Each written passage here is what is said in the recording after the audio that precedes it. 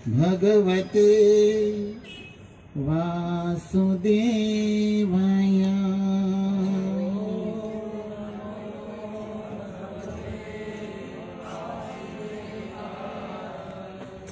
ओम नमो भगवते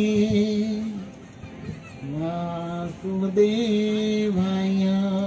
ओम नमो भगवते वासुदेवाय। ओम नमो भगवते वासुदेवाय।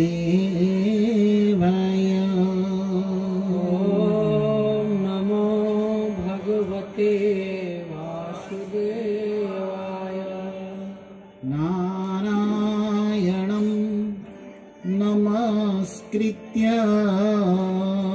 नारायणं नमस्कृत्य नरं चैव नरोत्तमं नरं चैव नरोत्तमं देवीं सरस्वतीं व्यासं देवीं सरस्वतीं व्यासं ततो जयेमुदीरये।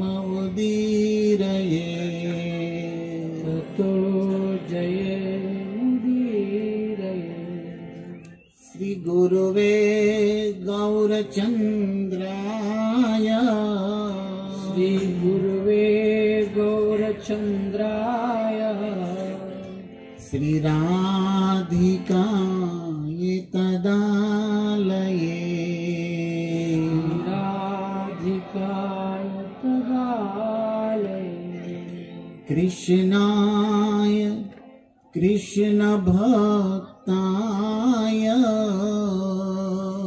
कृष्णाय कृष्ण भक्ताय तद्भक्ताय नमो नमः। तद्भक्ताय नमो नमः। हरे कृष्णा। तो आप सभी भगवत कथा प्रेम रस पिपासु प्रेमी वैष्णवी श्रोता चरणों में भगवत भाव से सादर वंदन है। भगवान श्री कृष्ण की मधुर पावन मंगलमय लीला कथा को सुनना ये मनुष्य जीवन का परम चरम फल एवं सौभाग्य है। महाजनों गत येन स पंथा। पूर्ववर्ती जो महाजन है, स्वयंभू नारद शंभु कुमार कपिल मनु प्रहलाद जनक भीष्म बलि वयासकी वयम, इन महाजनों ने जो भक्ति पथ का आचरण किया है, उसी प्रेम भक्ति के पथ पर चलना यही हमारा परम धर्म है। तो श्रीमद् भागवत केवल ग्रंथ नहीं है, एक पंथ है जिसमें एकमात्र श्री कृष्ण ही कंत है। कंत मतलब स्वामी। और ये तभी पता चलेगा जब हमारे जीवन में कोई वैष्णव संत आए। तो एक ही ग्रंथ भागवतम, एक ही पंथ भक्ति मार्ग, एक ही कंत श्री कृष्ण और एक ही संत श्रील प्रभुपाद की। 1-2 का इसको कहते हैं 4।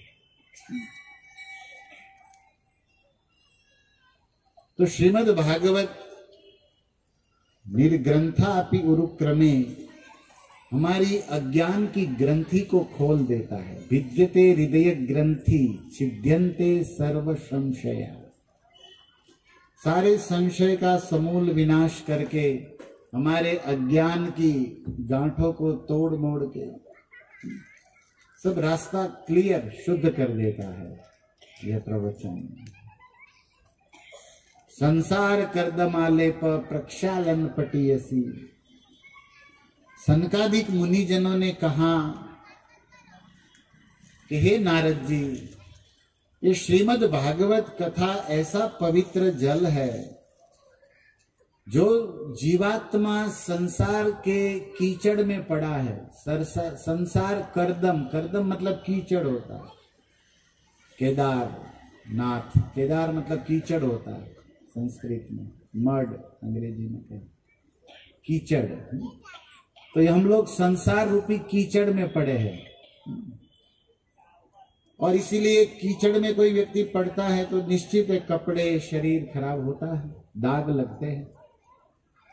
तो हम लोगों को अनंत युगों से, अनंत योनियों से हम संसार में है, तो बहुत सारे कीचड़ दाग लगे हुए। लेकिन श्रीमद् भागवत कथा प्रेम जल ऐसा है कि हमारे संसार के जन्म जन्म के दाग को धो दे। प्रक्षालन पटी ऐसी, जैसे वो एडवर्टाइज आता था ना, जिद्दी दाग, वो वाला पाउडर, जिद्दी दाग। ऐसे ही हम लोग जड़ संसार में रहकर जिद्दी हो चुके हैं, जिद्दी। तो उन लोगों के लिए क्या उपाय है? तो सनकादिक मुनिजन कहते हैं कि यही भागवत का प्रेम भक्ति का जल। प्रेम भगति जल बिन रघुराई, अभिअंतर मल कबहु न जाई। गोस्वामी जी ने लिखा, जब प्रेम भक्ति का जल प्रवेश होगा हृदय में, संत के मुख से, कर्ण के कान के रास्ते से, तब हमारा हृदय विधनोति सुहृद सताम, जो भागवत जी में भी है, वो निश्चित होगा। तो आप सभी वैष्णव वंदन एवं अभिनंदन के पात्र है कि भगवान की मधुर मंगलमय परम धर्म भागवत कथा श्रवण के लिए आप सबने समय निकाला। और नहीं तो समय तो हमको निकाल ही रहा है, लेकिन हमने समय निकाला आज थोड़ा। फुर्सत तो होती नहीं जब तक मर जाएंगे तब तक, लेकिन कुछ समय ऐसा निकालो, प्रेम कर लो श्री राम से। निकालना पड़ेगा समय, हमें सदा के लिए निकाल दे, उसके पहले हमें समय ठाकुर जी के लिए निकालना पड़ेगा। धन्य घड़ी जो बीते सत्संगा, वही समय सार्थक है जो सत्संग में व्यतीत हो गया है। मर्त्या नाम किमुताशिष, भगवान शिव ने तो कह दिया, भगवत भक्ति संगस्य। ये मरण धर्मा मनुष्य के लिए सबसे बड़ा वरदान, आशीर्वाद एकमात्र है, वो है कृष्ण के प्रेमी वैष्णव भक्तों का संग। क्योंकि उसके संग में कृष्ण स्मरण होगा, और कृष्ण स्मरण हमें मरण से मुक्त करा देगा। हम मरण धर्म है ना, मरण तो होना है। कलम गली में स्मशान है कि नहीं, ये बताओ? है, मतलब यहाँ भी लोग मरते हैं। अच्छा, हमको लगा, मैं इसलिए आया कि यहाँ शायद यमराज जी का शासन है, यहाँ भी मरते हैं। मतलब आप लोग जला देते उसको, राम नाम सत्य है। तो हम भी उसी लाइन में है ना। तो मरण तो एक ना एक दिन है। ऐसा हमारे वैष्णव लोग कहते हैं कि ये जगत असत्य है, लेकिन इसमें मरण सत्य है। जातस्य ही ध्रुव मृत्यु, ध्रुवम जन्म मृतस्य च, तस्मात् परिहाय अर्थे नत्वम सोचितुम अर्हसि। 2:27 भगवद गीता, भगवान ने स्पष्ट कह दिया। लेकिन उस मरण में हमें केवल थोड़ा सा काम करना, आधा स ऐड करना है, स्मरण। मरण में क्या करना है? बस श्याम सुंदर का आधा स खाली ऐड कर दो। जो स्मरण में रहेगा उसका मरण नहीं हो सकता, क्योंकि भगवत स्मरण हमें मरण से मुक्त कर देगा। भगवत धाम ले यम यम वापिस स्मरण है। तो सरल उपाय है।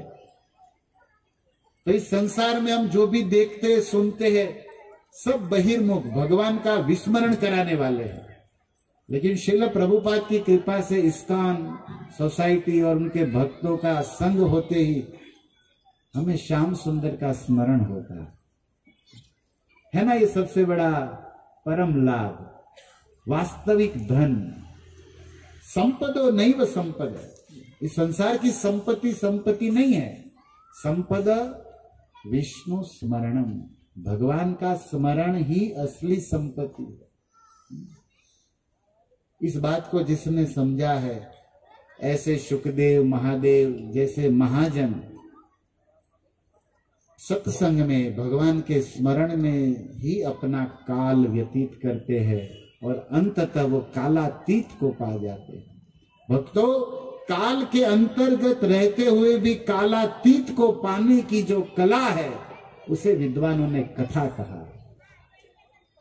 कथा मतलब क्या? संसार की व्यथा समाप्त कर दे। और क मतलब सुख, रस, सुखे रसे स्थापयति, रस और सुख में स्थापित कर दे, उसे कहते हैं कथा।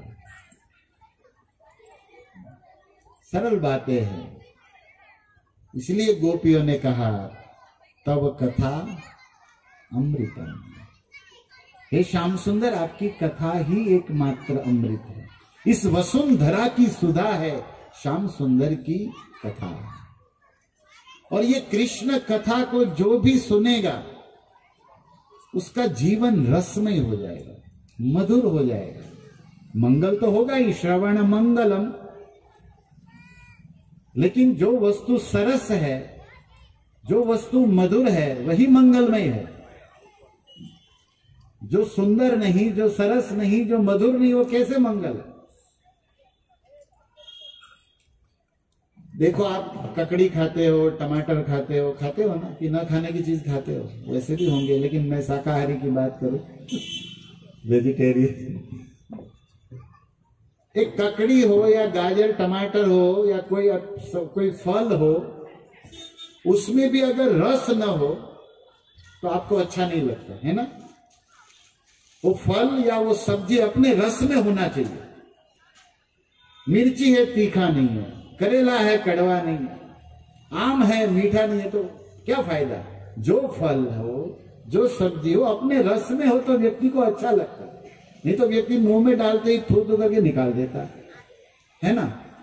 तो बताओ, एक ककड़ी टमाटर या एक फल भी जो रस शून्य हो, आपको पसंद नहीं पड़ता, अच्छा नहीं लगता, तो आदमी पूरा का पूरा रस शून्य हो कैसे अच्छा पसंद पड़ेगा?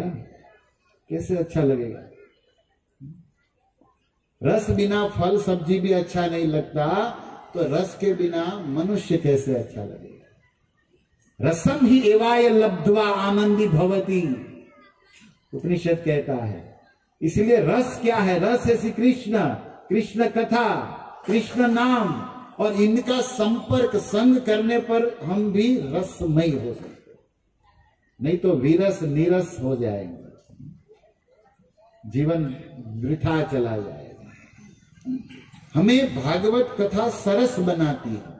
देखो, सरस शब्द कितना सुंदर है, इधर से पढ़ो तो भी सरस, पीछे से पढ़ो तो भी सरस है ना। आगे उल्टा सीधा कैसे भी पढ़ो, सरस, इधर से भी पढ़ो तो ऐसे ही। हमें क्या बनना है? सरस बनना है। हमें सुंदर, श्रीमत, ये जो शब्द है ना श्रीमत, श्री शब्द का अर्थ होता है सुंदर। श्रीधर स्वामी ने श्रीमद् भागवतम में उपक्रम में श्रीमत शब्द का डेफिनेशन दिया, श्रीमते भागवते सुंदरे भागवत। ये सबसे सुंदर भागवत है, क्योंकि श्याम सुंदर का स्वरूप है। कृष्ण रसो वैस रसमय है, तो कृष्ण का वांगमय शब्द अवतार है श्रीमद् भागवत। अखिलेश्वर का अक्षर अवतार है श्रीमद् भागवत। तो भागवत के अक्षर अक्षर में रस है, प्रेम है, आनंद है। और इस भागवत ग्रंथ का जो श्रवण कीर्तन करता है, वो व्यक्ति भी, वो वैष्णव भी रसमय, आनंदमय हो जाएगा। सीधा बात है, वो सुंदर हो जाएगा। आप श्रीमद् भागवत कथा सुनोगे तो सरस हो जाओगे, सुंदर हो जाओगे। ध्यान से सुनिएगा। एक बार हमने कह दिया कि आप सुंदर हो जाओगे, तो एक श्रोता ने कहा कि मैं तो 10 साल से सुन रहा हूं, काला का काला ही हूं, सुंदर तो हो ही नहीं रहा। महाराज आप फेंक रहे हो, बात भी सही है उनकी। तो सुंदरता 2 प्रकार की होती है, एक बाह्य शारीरिक सुंदरता और दूसरी असली सुंदरता, हमारे स्वरूप की, हमारे स्वभाव की सुंदरता। पहले रिश्ते नाते इसी पर होते थे, स्वभाव देख के, कुल देख के। आज चमड़ी देख के हो रहा है, इसलिए तो जम नहीं रहा, डाइवोर्स ज्यादा हो रहा है, देखा जाता है संसार में।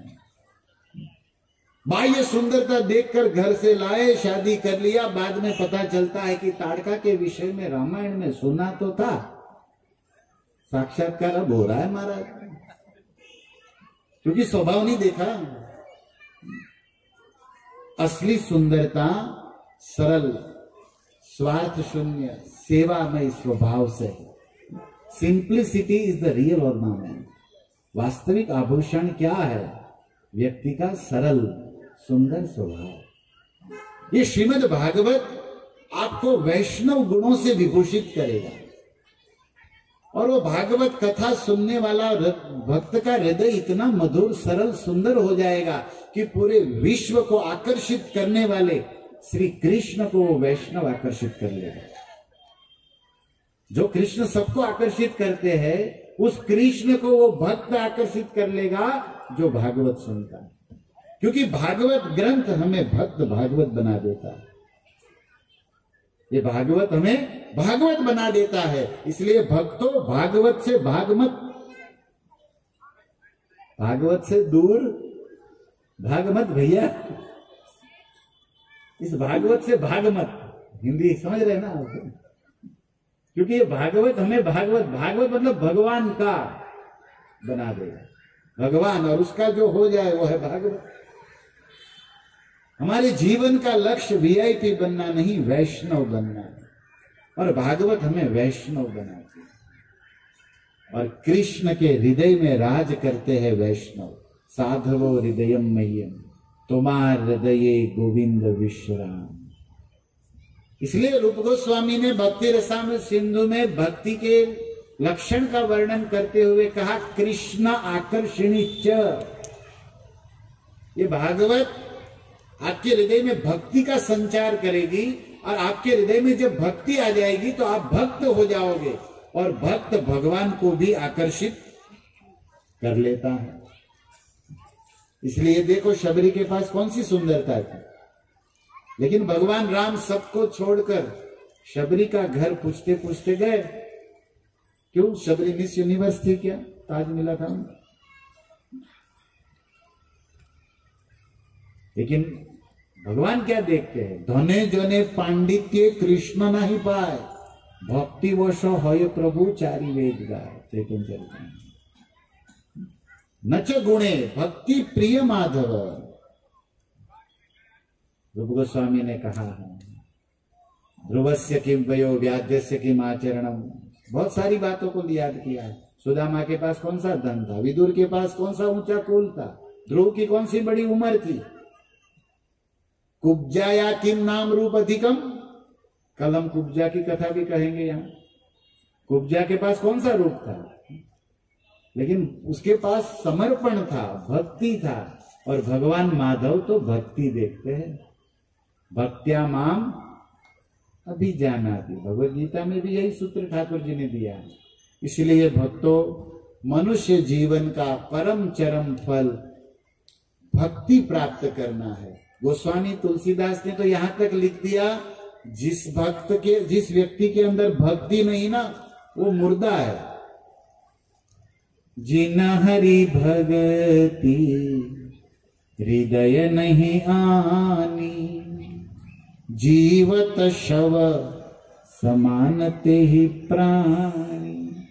श्रील प्रभुपाद को भी ये बहुत प्रिय श्लोक था। भगवत भक्ति हीनस्य जाति जाति जप तप कुछ भी कर लो, अप्राणस्य देहस्य मंडनम लोकरंजनम। जैसे मुर्दे का श्रृंगार कोई शोभा नहीं होती, इस शरीर में वस्त्र आभूषण तभी दर्शनीय स्पर्शनीय है जब इसके अंदर आत्मा हम हो। आत्मा शरीर छोड़ दे फिर वो मुर्दा घोषित होता है, डेड बॉडी। उसको छूने पर स्नान की विधि हो जाएगी। तो मुर्दों के श्रृंगार का क्या महत्व? ऐसे ही व्यक्ति के पास सब कुछ हो लेकिन भगवान की भक्ति न हो, तो हमारे ब्रज के संतों ने कहा, सो सब कृष्ण की भक्ति के बिना जैसे सुंदर नारी की नाव कटी है। आपके पास हाथी घोड़े इंद्र जैसा ऐश्वर्य क्यों न हो, सुंदरता रूप पद सब कुछ हो, लेकिन हरि भक्ति नहीं, तो रावण की बहन से ज्यादा आप नहीं हो। शूर्पणखा लखनलाल ने काम किया था।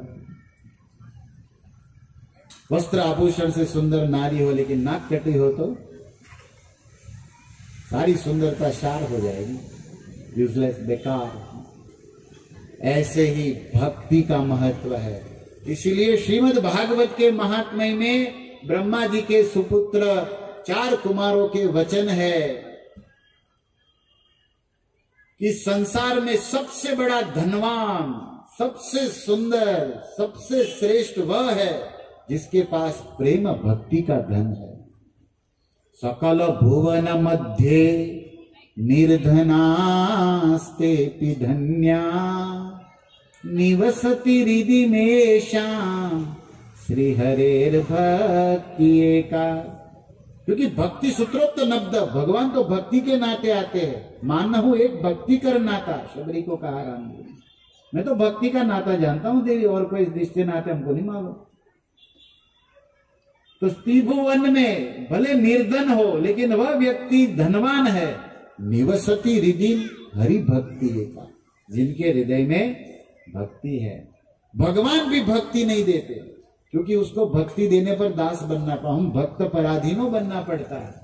लेकिन प्रभुपाद जी जैसे कृष्ण कृपा की मूर्ति, ऐसे साधु मुक्त हस्त से भक्ति का दान करते हैं। इसलिए भगवान से भी बढ़कर भक्तों के संग की महिमा है। क्योंकि जो चीज भगवान नहीं देते वो भक्त देते हैं। भगवान मुक्ति देते हैं लेकिन भक्ति नहीं देते। मुक्ति देने पर तो माधव फ्री हो जाएगा, लेकिन भक्ति देने पर फंस जाएगा। पूरी दुनिया जिनका रथ यात्रा निकालती है, रमा शंभु ब्रह्मा अमरपति गणेशार्चित पदो जगन्नाथ स्वामी नयन पथगामी भवतु में, वे जगन्नाथ द्वारिकाधीश सुदर्शन चक्रधारी श्री कृष्ण स्वयं भगवान, जिसकी उपाधि भागवत में प्राप्त है।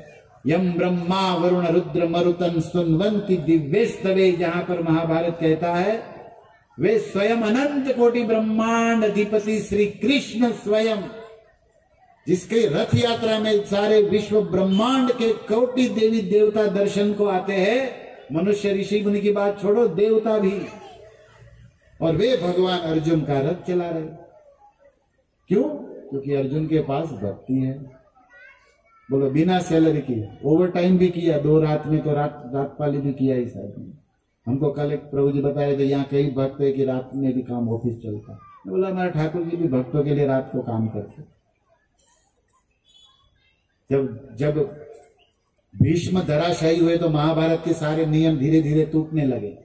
अब द्रोणाचार्य का जब वध किया तो सारे नियम टूट गए अभिमन्यु के बाद। और उसके बाद तो रात में युद्ध बंद होना चाहिए, लेकिन रात में भी युद्ध चलता है, ऐसा वर्णन है। 15, 16, 17, 18 4 दिन रात में भी युद्ध होता है। 18 दिन चला ना महाभारत का युद्ध, तो वर्णन है महाभारत में। लेकिन भगवान ने रात का भी ओवर टाइम का पैसा नहीं मांगा अर्जुन से कि भैया लगेगा है। अब बताओ, जिनके चरणों की सेवा साक्षात सौभाग्य की धन की देवी लक्ष्मी करती है, जिन लक्ष्मी के कटाक्ष को कृपा को पाने के लिए बड़े बड़े देवता तरसते हैं, जिनके चरण कमल कमला के करतल से न निकलते देखा, प्रबल प्रेम के पाले पड़कर हरि को नियम बदलते देखा, भजन में आया है ना, बिंदु जी ने लिखा। और वो कमला जिनके चरणों में पड़ी रहती है लक्ष्मी जी, गंगा जिन चरणों से निकली है, अनंत कोटि ऋषि मुनि देवता जिन चरणों में माथा टेकते हैं, वे भगवान श्री कृष्ण अपने भक्त सखा अर्जुन का रथ चलाते। ये है भक्त की और भक्ति की महिमा। इसलिए भगवान से भी बड़ा कोई है तो है भगवान का नाम, भगवान से भी बड़ा कोई है तो वह भगवान के भक्त। और श्रील प्रभुपाद जी ने पूरी दुनिया को, पूरे विश्व को श्री कृष्ण और कृष्ण का नाम और कृष्ण की कथा भक्त भागवत दान में दे दिया है। इसलिए आप और हम प्रभुपाद को जाने या न जाने, लेकिन ऋणी रहेंगे ऐसे साधु के जिन्होंने हमें कृष्ण दिया, भागवत दिया, गीता दिया, महाप्रसाद दिया और देवताओं को भी दुर्लभ ऐसा कृष्ण भक्तों का सबसे बड़ा सोसाइटी दिया इसको। इससे जुड़ना, इसमें आना हमारे करोड़ों जन्मों के पुण्य का फल होता है, तब हमें ये मौका अवसर मिलता है भक्त मुख से भागवत परंपरा से। तो आज पूरे विश्व में ये अवसर, ये चांस, गोल्डन चांस कहते हैं, इस्कॉन के भक्त देते रहते हैं। और वास्तव में हम ऐसे भक्तों को सहयोग करना चाहिए और ऋणी रहना चाहिए कि जो हमें कृष्ण का स्मरण कराते हैं। महानुभाव संसर्ग कस्य उन्नति न कारण। एक श्लोक में विद्वानों ने लिखा है कि महान पुरुषों का संग करोगे तो निश्चित आपकी प्रगति होगी, आपकी उन्नति होगी। रक्षा जानवी संगा त्रिदशेरपि वंद्यते। एक गटर का नाला भी हो साधारण पानी, लेकिन गंगा जी में मिल जाता है तो इंद्र सूर्य चंद्र भी प्रणाम दंडवत करके उसमें स्नान करके गंगा समझ के। क्यों? क्योंकि वो पानी का महत्व हो गया कि गंगा से मिल गया। इसलिए रूप गोस्वामी ने गंगा इव बुध बुध फेन पंके ब्रह्म गच्छति नीर धर्मे की बात कही है उपदेशामृत में। दृष्टे स्वभाव जनिते वपुश्च दोषे, छठा श्लोक, गंगा का उदाहरण दिया। ये सत्य बात है, भक्त का संग हमें महान बना देता है। भर्तृहरि जी ने लिखा है, संतप्तयसी संस्थितस्य पयसी नामापि न ज्ञायते मुक्ताकारतया तदेव नलिनी गतपत्र स्थितं राजते स्वात्या सागर सुक्ति मध्ये तन्मुक्तिकं जायते प्रायेण अधमो मध्यमो उत्तमो सत्संगेन जायते। बड़ा प्यारा प्रैक्टिकल दृष्टांत दिया भर्तृहरि जी ने कि साधु संग का, सत्संग का क्या महत्व है। तो वो कहते हैं कि एक आकाश से गिरने वाला बादल, पानी का जल बिंदु, संतप्तयसी संस्थितस्य पयसी नामापि न ज्ञायते। जैसे मान लीजिए आपके बम्बई, दिल्ली में, बड़े बड़े शहरों में, कलम्बोली में भी होगा, डोसा पाव भाजी का लारी देखा होगा आप लोग, उसमें वो होता है ना गरम तवा। अब मान लीजिए वर्षा हो रही है, ऊपर से पानी का बिंदु उस गरम गरम तवे पर गिरा तो क्या होगा? फन करके उड़ जाए। संतप्तयसी, क्योंकि वो तप्त है लोहा, और पयसी मतलब पानी का बिंदु, नामा भी न गया, उसकी सत्ता ही समाप्त हो जाएगी। लेकिन वही पानी का बिंदु कि कोई खिले हुए कमल की पंखड़ी पर गिर जाए सुबह सुबह 5-6 बजे, और जब हम कोई सुबह जल्दी जगता है, उसको पता है, सूर्यवंशी को ये सब नहीं पता होता क्या होता है प्रकृति में। कुछ प्राकृतिक सौंदर्य नजर निहारने के लिए जल्दी जगना भी तो पड़ता है। एक प्रेमी बड़ा सुंदर कह रहे थे कि ब्रह्म मुहूर्त देखा नहीं वह ब्रह्म को क्या देखेगा। जो ब्रह्म मुहूर्त में जगता ही नहीं, जिसने ब्रह्म मुहूर्त मतलब सूर्योदय के पहले की 1.5 घंटे को ब्रह्म मुहूर्त कहते हैं। इस्कॉन के भक्त तो जानते ही है, मंगला का समय। जो ब्रह्म मुहूर्त नहीं देखा वो ब्रह्म को कभी नहीं देख पाएगा। ब्रह्म को देखने के लिए ब्रह्म मुहूर्त देखना पड़ता है। कन्हैया जब से देखी तेरी सूरत, सुधर गए मेरी जिंदगी के सारे मुहूर्त सुधर जाते हैं इनके दर्शन करने से, सत्ता ही समाप्त। लेकिन कमल की पंखड़ी पर गिरा हुआ वो पानी का बिंदु दूर से देखने पर मोती जैसा चमकता है। नलिनी पत्र स्थितस्य मुक्ताकार, मोती जैसा राजते लगता है। लेकिन उस समय पानी का बिंदु आकाश से गिरना, और उस समय सौभाग्य से स्वाति नक्षत्र हो, और वो पानी का बिंदु समुद्र में किसी छिपी में पड़ जाए तो मोती ही बन जाएगा। उधर तो मोती जैसा लग रहा था, लेकिन हवा का झोंका आते ही सत्ता गई। कमल दल जल जीवन तलम, गोविंदास ने कहा।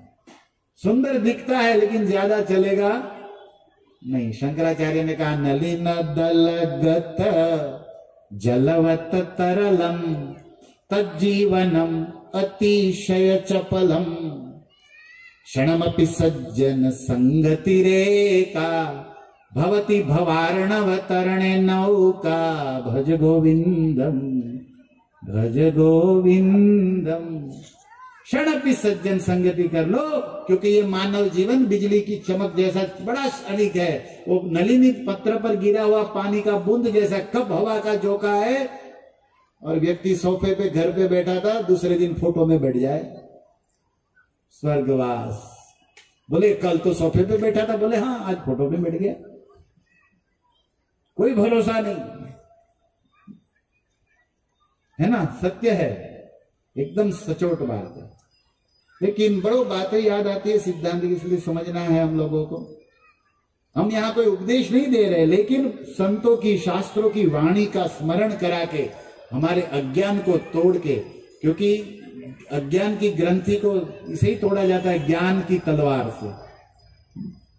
सुरत सुरस्य धारा, गुरु शरण में जाने पर तो यही होगा, खुली तलवार पर चलना होता है। ये ज्ञान की तलवार की बात है, जिसमें भगवान ने कहा है असंग शस्त्रे न दढ़े न छित्वा पुरुषोत्तम योग गीता में। ये संसार वृक्ष को काटने के लिए असंगति, अनासक्ति एक तलवार है जो ज्ञानियों के पास। ज्ञानाग्नि दग्ध कर्माणि तमाहु पंडितम बुधा। भगवान ने बहुत सारी बातें कही है गीता में, हम यही प्रैक्टिकल कर रहे हैं। तो भक्तों, भर्तृहरि जी ने बड़ा सुंदर समझाया हम सब भक्तों को कि वही पानी का बूंद साक्षात मोती हो जाता है। और मान लीजिए कोई सर्प मुंह फैला के बैठा है और पानी का बूंद सर्प के मुंह में चला जाए तो क्या हो जाएगा? जहर। अब एक ही पानी का बिंदु गर्म तवे पर गिरने पर सत्ता ही समाप्त। सर्प के मुख में गिरे तो जहर हो जाए, वही पानी का बिंदु कमल की पंखड़ी पर मोती जैसा चमकने लग जाए और वो शिपी में पड़ जाए तो मोती ही हो जाए। तो पानी का बूंद तो वही का वही, लेकिन जैसा संग हुआ ऐसा परिणाम मिला। अधम बनना है कि उत्तम बनना है, आपके संग के ऊपर आधारित है। तो हमारे जीवन का लक्ष्य क्या है? मोती बनना है, असली मोती, असली डायमंड, रियल डायमंड। क्या करना है? स्वाति नक्षत्र में छिपी के अंदर जो पानी गिरता है ना, वही मोती बनता है। ये बिल्कुल वैज्ञानिक और साहित्यिक सत्य बात है, लेकिन प्रैक्टिकल आपका हमारा अनुभव नहीं है, देखा नहीं है। मोती देखा है, छिपी देखा है, लेकिन बूंद गिरते हुए मोती बनते नहीं देखा। राइट? मोती तो देखा है सबने, असली देखा ही होगा, छिपी भी देख, लेकिन उस समय स्वाति नक्षत्र में हम सोए होंगे या कितने सारे पानी के बिंदु गिरते, कौन सा उसमें गिरता है क्या मालूम। लेकिन सत्य सत्य है। सत्य तुम्हारे मानने देखने पर डिपेंड नहीं है, याद रखना। सत्य सत्य है, तुमको समझना, देखना, मानना पड़ेगा। न मानो तो भी सत्य को कोई फर्क पड़ने वाला आपको जरूर पड़ेगा। असत्य को सत्य मान लिए तो भी फंसोगे, और सत्य को असत्य मान लिए तो मरोगे।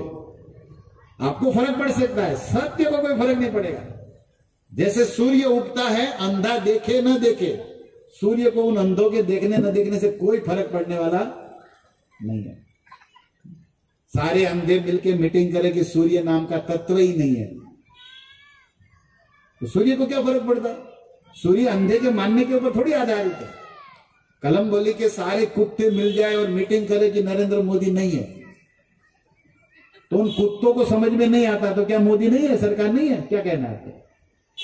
ऐसा ही आपके हमारे मानने न मानने पर परम सत्ता को, परम तत्व को कोई फर्क पड़ने वाला, लेकिन आपको फर्क पड़ सकता है, क्योंकि उनका कानून, उनका राज चलता है। आप तोड़े तो फंसोगे। पता नहीं मेरी बात दिल में घुस रही है कि नहीं, क्या आर पार जा रही है। मेरा काम है थोड़ा सा जोर का झटका धीरे से देने का। सत्य तो सत्य है ना, इसीलिए श्रद्धावान जन है, श्रद्धा मूल्य लेना पड़ेगा, और कोई आशा नहीं। भक्ति राज्य इसी पर चलता है। संशयात्मा विनश्यति, श्रद्धावान लभते ज्ञान।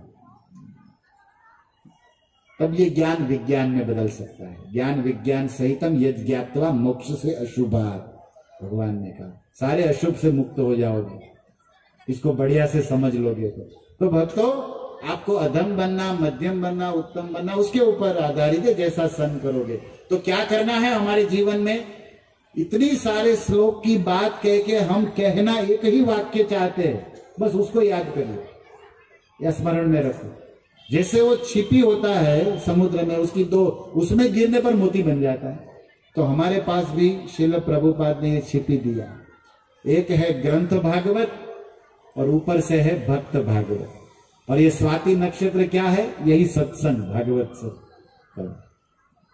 अगर आप भागवत क्लास में आ गए मतलब स्वाति नक्षत्र चल रहा है। दूसरा है, एक है ग्रंथ भागवत, दूसरा है, और अगर उसके अंदर आप मिल गए तो आप भी मोती बन के ठाकुर जी के मुकुट में लग सकते हो, उनके माला में लग सकते हो। अब कांच की कांच रहना है कि मोती बनना है, आपके ऊपर। भागवत जी को सुखदेव जी ने देवताओं को अमृत कलश लाते हुए आ देखकर जब भगाया ना, तो यही बात कहा, को कांच का सुधा लोके, कहा तुम्हारा अमृत और कहा कृष्ण कथा, क कथा क सुधा लोके, को कांच को मणि महा, कहा सुंदर दिव्य मणि और कहा कांच का टुकड़ा। ऐसे ही कहा तुम्हारा थर्ड क्लास ये अमृत और कहा कृष्ण कथा अमृत। तुमने तुलना कर दिया, गेट आउट, निकलो यहां से, तुम लायक नहीं हो। अभक्ताय सविज्ञाय न ददो कथामृतम, कथामृत नहीं दिया क्योंकि हृदय में श्रद्धा चाहिए। तत्र लौल्यमपि मूल्यम एकदम जन्म कोटि सुकृति न लभ्यते।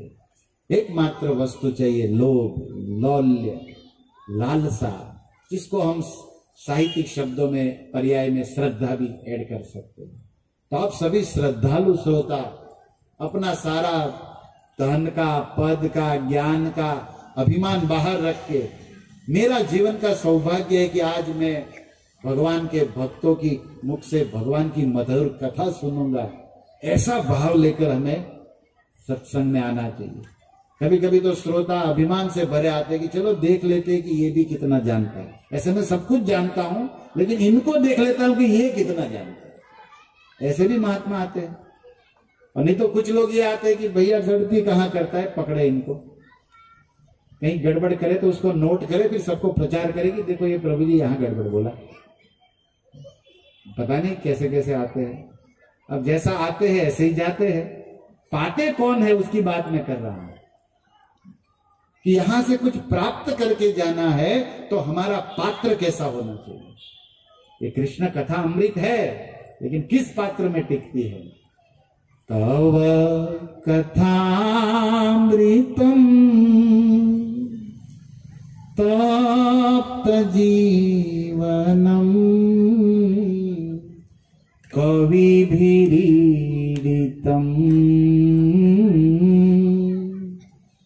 कल्मषापहम। कल्मष अपहम, आपके हृदय के सारे कल्मष को, पाप को, अज्ञान को, वासना को धो देगा। क्योंकि कवि भी, ब्रह्मा, शुकदेव, महादेव, ये सब कवि विद्वान, उनके द्वारा ईडितम, उनके द्वारा इनकी महिमा गाई गई, इनके द्वारा ये उच्चारण की गई है। और इसलिए श्रवण मात्रे न मंगलम, सुनने से ही मंगल होगा। समझ जाओगे तो भगवत धाम चले जाओगे। समझ में ना आए, केवल श्रवणे अपि मंगलम कुर्वन्ति, केवल सुनने पर मंगल कर देगा। बताओ, ऐसी औषधि तो कहीं है नहीं। गोपियों ने भी महिमा गाई है, सब ने गाई है। और ऐसी कृष्ण कथा श्रील प्रभुपाद जी ने इस्कॉन सोसाइटी के माध्यम से पूरे विश्व को दिया है। इस साधु की ये अहेतु की करुणा है, जिसका लाभ लेकर हम भी कृष्ण भक्ति में प्रगति कर सकते हैं, उत्तम अधिकारी बन सकते हैं। कनिष्ठता से उत्तम, मध्यम, संग जैसा करोगे, कृष्ण रस भाविता मति जिस भक्त के पास है, ऐसे भक्तों का संग करोगे, सीधी पॉलिसी है भैया। ज्ञानी का संग करोगे, ज्ञानी बनोगे। धनवान का संग करोगे, धनी बनोगे। मूर्खों का संग करोगे तो मूर्ख बनोगे। ऐसे ही किसी प्रेमी भक्त का संग करोगे ना तो प्रेमी बनोगे। चैतन्य महाप्रभु ने कहा, प्रेम धन विना व्यर्थ दरिद्र जीवन। जिसके पास प्रेम भक्ति नहीं, वो सबसे बड़ा भिखारी है। प्रेम धन असली पायो जी मैंने, ये असली धन जो मीरा कहती है। इसलिए चैतन्य महाप्रभु जी ने गोदावरी के तट पर रामानंद राय से पूछा कौन दुनिया में सबसे बड़ा धनी है? यार कृष्ण प्रेम से ही बड़ो धनी। रामानंद राय ने कहा कि जिसके हृदय में कृष्ण प्रेम भक्ति है ना, वो सबसे बड़ा धनवान है। और चैतन्य महाप्रभु ने बाद में रिजल्ट दे दिया कि जो 1000 नाम लेता है महामंत्र वो 1000पति है, 1,00,000 नाम लेता है वो 1,00,000पति है, करोड़ नाम कृष्ण के लेता है वो करोड़पति है। यहाँ कहीं 1000पति, 1,00,000पति, करोड़पति होंगे, लेकिन कुछ ऐसे भी होंगे जिन्होंने अभी खाता ही नहीं खोला, तो उनका खाता हम खुलवाते हैं। हरे कृष्णा कृष्णा कृष्णा हरे हरे राम श्रवण मंगलम है, सुनने से ही मंगल करता है। परम विजेते कृष्णा संकीर्तनम। विश्व के किसी भी कोने में आप होंगे, अगर आपके मुख में महामंत्र है तो विजय आपके चरणों में है। क्योंकि यत्र योगेश्वर कृष्ण, जहां कृष्ण है ततो श्री विजय ध्रुति सब उधर है जहां कृष्ण। अच्छा, कृष्ण कहाँ है? मद भक्त यत्र गायन्ति, जहां भक्त कीर्तन करते हैं वहां कृष्ण है, दिखे चाहे न दिखे। हरे कृष्णा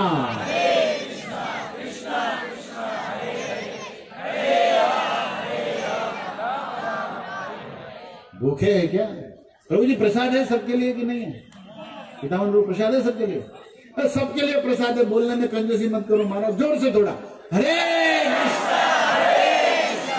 कृष्णा हरे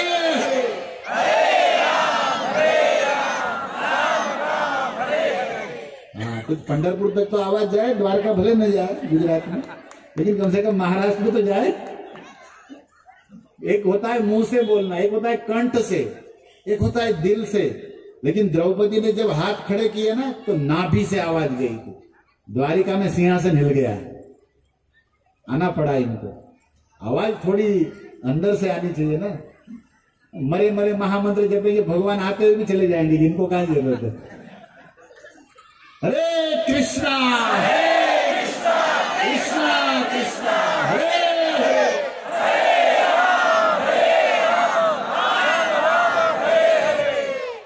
धन्यवाद।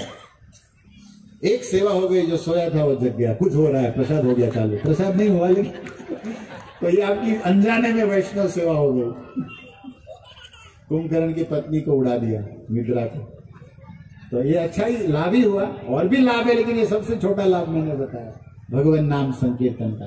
तो चलो, बहुत सत्संग की महिमा सुन ली, बहुत सारा हमें जो मन में आया आप सबको देख के ठाकुर जी ने स्मरण किया, कराया, वो वाणी से आपको सेवा में रख दिया। कुछ त्रुटि हो तो सुधार लेना, अच्छा लगा तो हृदय में रखना, बुरा लगा तो वापस दे दो। हम गुजरात में बांटेंगे किसी को, बहुत घर आ गया हमारे पास, कोई जबरदस्ती नहीं है। जो अच्छा लगा वही ले जाओ, लेकिन वो तो ले जाओ, बुरा वापस करो भाई। लेकिन जो बात अच्छी लगी, जो आपके जीवन को काम में आएगी, जो आपका मंगल करेगी, कल्याण होगा, वो बात तो यार अपने पास रहेगा। एक व्यक्ति भी महामंत्र बोलने के लिए अगर उत्साहित थोड़े एक दिन के लिए भी हो गया तो हम तो सफल समझते। बोल लिया तो भी बहुत है, कम से कम चालू तो हो गई भक्ति। अब पूरी ठाकुर जी व्यवस्था करेंगे कुछ ना कुछ, तो स्टार्ट बिगिनिंग तो करा दिया हमने। श्री गणेश तो हो गया। तो चलो अभी सभी मन से चलते हैं कृष्ण बलराम के साथ मथुरा में। ओके, मन से। कथा के वाहन में सुखदेव जी के ये शब्द है ना, ये सवारी है। सवारी मतलब वाहन, यात्रा के लिए सवारी लेते ना, टांगा लेते, गाड़ी लेते, ट्रेन लेते, फ्लाइट लेते, जो भी हो। लेकिन भगवत धाम जाने के लिए कोई सवारी नहीं है। चाहे एयर इंडिया हो, इंडिगो, कोई फ्लाइट भगवत धाम नहीं जाता, राइट। लेकिन ये सुखदेव जी के शब्द हमें गोलोक वृंदावन के गेट खोल देते हैं। ये सबसे बड़ा आधार है। अगर चरण से दौड़ोगे ना, या यंत्रों की सवारी लोगे, तो इस ब्रह्मांड के बाहर भी नहीं जा पाओगे। लेकिन किसी ने भगवत गीता के गोविंद के मुख के शब्दों का आधार लिया, या शुक मुख अमृत व्यास के पुत्र सुखदेव गोस्वामी के शब्दों का सहारा लिया, तो वो व्यक्ति गोलोक वृंदावन जाएगा। इसलिए हम आप भक्तों से निवेदन करते हैं कि चलिए सुखदेव जी के शब्दों के सहारे मन से श्री दिव्य 7 पुरियों में श्रेष्ठ महारानी मानी जाती है ऐसा कृष्ण का जन्म स्थान श्री मथुरा है, जहां कृष्ण 11 वर्ष के बाद वापस आ रहे। जन्म लेते ही उसी रात में चले गए थे। अपने जीवन के दिन का प्रथम सूर्य भगवान ने गोकुल में देखा। रात में जन्म हुआ, रात में ही चले गए थे ना। सूर्योदय तो गोकुल में हुआ। अब 11 वर्ष बाद अक्रूर वापस लाए हैं, इसलिए चाचा के घर में आराम करने गए, न खाना खाने गए। बोले मथुरा देखना है, नगर देखना है। वास्तविकता क्या थी? देखना कुछ नहीं था। इनको तो सब देखा हुआ ही है, लेकिन देखने के बहाने अपने को दिखाना था। और ये आप सब समझ सकते हो। आपने कोई नई वस्तु लो तो दिखाने के बहाने आप क्या क्या नाटक करते हो, आप लोग को पता ही होगा। फालतू में ऐसे हाथ करता है, देखो उधर क्या है, उसको अपनी रील दिखानी होती है। ऐसे मतलब हमको जो दिखाना होता है उसके लिए हम सारे ड्रामे कर ही लेते हैं। तो भगवान को ऐसी दुनिया में कौन सी चीज है जो भगवान ने नहीं देखी? वेदा हंसम अतीतानि, भूत भविष्य वर्तमान, पूरा विश्व ब्रह्मांड सर्वत्र जिनकी सत्ता है, कण कण में है, क्या उसने नहीं देखा? लेकिन देखने के बहाने वास्तविकता क्या थी कि मथुरा की स्त्रियां, मथुरा के पंडे, मथुरा की दिव्य जो जनता थी, जो कृष्ण को प्रेम करती थी, सारे यादव मथुरा में ही तो रहते थे। अब आ गए हैं बंबई में यादव, लेकिन पहले तो मथुरा में ही रहते थे ये यादव पार्टी। तो उनको सबको कृष्ण के विषय में सुना था। और कृष्ण यादव अपने हैं, अपना है और अच्छा है तो देखने का एक मन होता है ना, जाति प्रेम होता है भाई। और वो कई वर्षों से इंतजार था कि कब कन्हैया को इन आंखों से देखेंगे, नैनों को सफल करेंगे। क्योंकि रोज समाचार आता था कि आज कन्हैया ने इसको मारा, आज गिरिराज उठाया, आज कालिया दमन किया। रोज कृष्ण की चर्चा होती थी। और सुन सुन के, सारी गोपियों का कथा सुन के, गोविंद की लीला सुन के, गोचारण लीला, कालिया दमन लीला, गिरिराज धरण लीला, और स्त्रियों को सबसे आकर्षित करने वाली रास लीला जो सर्वसार है। जय जय रासलीला सर्व रसोसार, श्रेष्ठ लीला, मुकुटमणि लीला। और वो करने वाला लीला पुरुषोत्तम, लीलाधारी स्वयं आया है। और ये समाचार पूरे वायु वेग से मथुरा में व्याप्त हो चुका है। और इसलिए सबकी आंखें चंद्रमा को जैसे देखने के लिए चकोर बन जाती है। एक कवि ने तो लिखा है कि कन्हैया को देखने के लिए मथुरा की स्त्रियों के रोम रोम नैन हो चुके थे। 2 आंखें नहीं, रोम रोम क्या हो गए थे? नैना बन गए थे नंद नंदन को देखने के लिए। मतलब देखने की इतनी तीव्र लालसा थी उन लोगों को। और आज विधाता पता नहीं क्या पुण्य सुकृत उदय हुआ है कि कृष्ण स्वयं अपने को लुटाने के लिए चले, अपनी रूप माधुरी की वर्षा करने के लिए चले। और गोपियों के या ग्वाल बालों को जो नित्य सुख होता था, वो सुख आज मथुरा की प्रजा को प्राप्त होने जा रहा है। तो भगवान तो देखने के बहाने दिखाते हैं। और जो भी भगवान को देखता है उसके जन्म जन्म के पाप मिट जाते, ताप चले जाते। सन्मुख होय जीव जब मोही, गोस्वामी ने लिखा है, जन्म कोटि अघनाश ही तेज। जैसे ही कोई भगवान के सामने आता है ना, करोड़ों जन्मों के पाप उसी समय जल के भस्म हो जाए। और आप कलमबली भक्तों ने बड़ा सुंदर काम किया इस नगर पर कि 26 तारीख को कृष्ण बलराम को रथ पे चढ़ा के सबको दिखाएं। जो जो देखेंगे उनके सारे के पाप जल के नष्ट, सब प्रेमी पवित्र हो जाएंगे। ये सबसे बड़ी सेवा है। बाकी संसार के दुनिया के दर्शन करके तो करम बंधन पड़ने वाले, लेकिन इनका दर्शन, जिनका दर्शन करने कैलाश से समाधि तोड़ के महादेव गोकुल में आते हैं, जिनके चरणों की गंगा को चरणामृत बना के शिव सर पे लेते हैं, वे शिव इन चरणों को देखने के लिए आते हैं। और प्रभुपाद ने ये व्यवस्था दिया, पूरे विश्व के सामने कृष्ण को रखा, देखने का मौका दिया, अर्च विग्रह के रूप में भगवान को प्रतिष्ठित करके। तो बहुत बड़ी साधना है, बड़ा भक्ति का मार्ग है। तो मथुरा प्रजा को देने के लिए भगवान चल रहे हैं।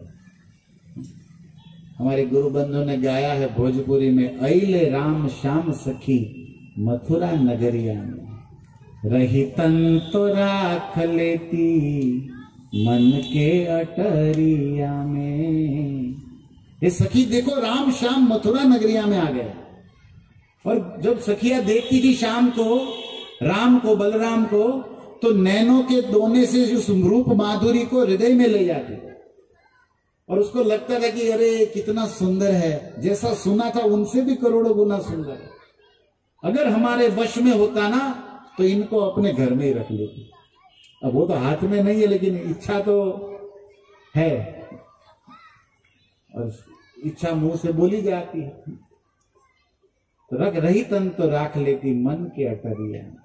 आज सौभाग्य है कि राम श्याम मथुरा नगरिया में आए। तो भगवान भी सभी सखियों को, सभी नारियों को देखते थे और देखते ही तिरछी चितवन से अनुमोदन करते थे कि हाँ हम भी आपको चाहते हैं, हम भी आपको देखना चाहते हैं। ये राम जी नहीं है कि सीधे सीधे चले जाए, किसी को देखे ही नहीं। राम श्याम दो एक है। राम और कृष्ण में कोई अंतर नहीं है। वही जो राम बन के आए थे द्वापर त्रेता में दशरथ के यहाँ, वो द्वापर में वसुदेव के यहाँ कृष्ण आए हैं स्वयं, है तो वही, लेकिन आंखों में अंतर है। राम श्याम दोनों एक है, रंग रूप भी कम मिलता है। राम भी नील वर्ण मतलब हरित वर्ण के थे, श्याम सुंदर भी ऐसे ही है। रामायण में वर्ण नीलाम बुझ श्यामल कोमलांगो सुना है आप लोगों ने, वही वर्णन इनका है, नीलांबरधर कृष्ण का। इनके भी कोमल अंग है। जैसे कुलशेखर आलवार ने कहा, महाप्रभु रथ यात्रा में प्रार्थना करते थे, जयति जयति श्याम मेघ कोमलांगो, जयति जयति पृथ्वी भार नाशो मुकुंद, है ना उसमें मेघ श्यामल कोमलांगो। जो कृष्ण के लिए है, श्याम के लिए, वही राम के लिए वेद कहता है, विद्वान लोग कहते।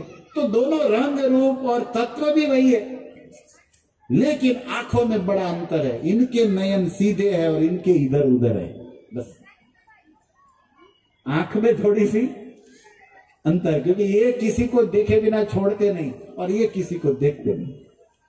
राम जी सीधी सरकार है और ये टेढ़ी सरकार है।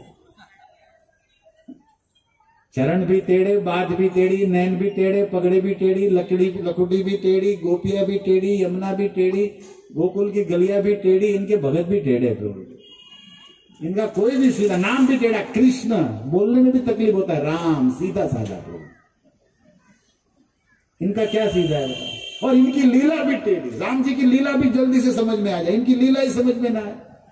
पूर्णिमा के दिन सबके वस्त्र लेकर चढ़ गए, आज भी माथा पिच्ची होती है इसके ऊपर।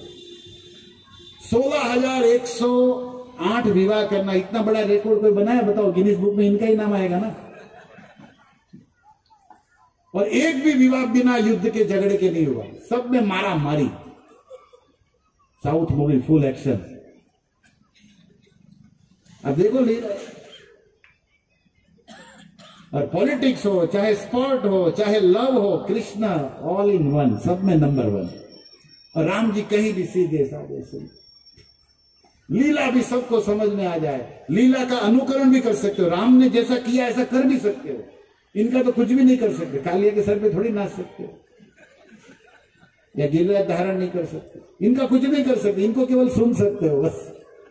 लेकिन राम जी तो वन में गए, जा सकते हो, सब सहेली है।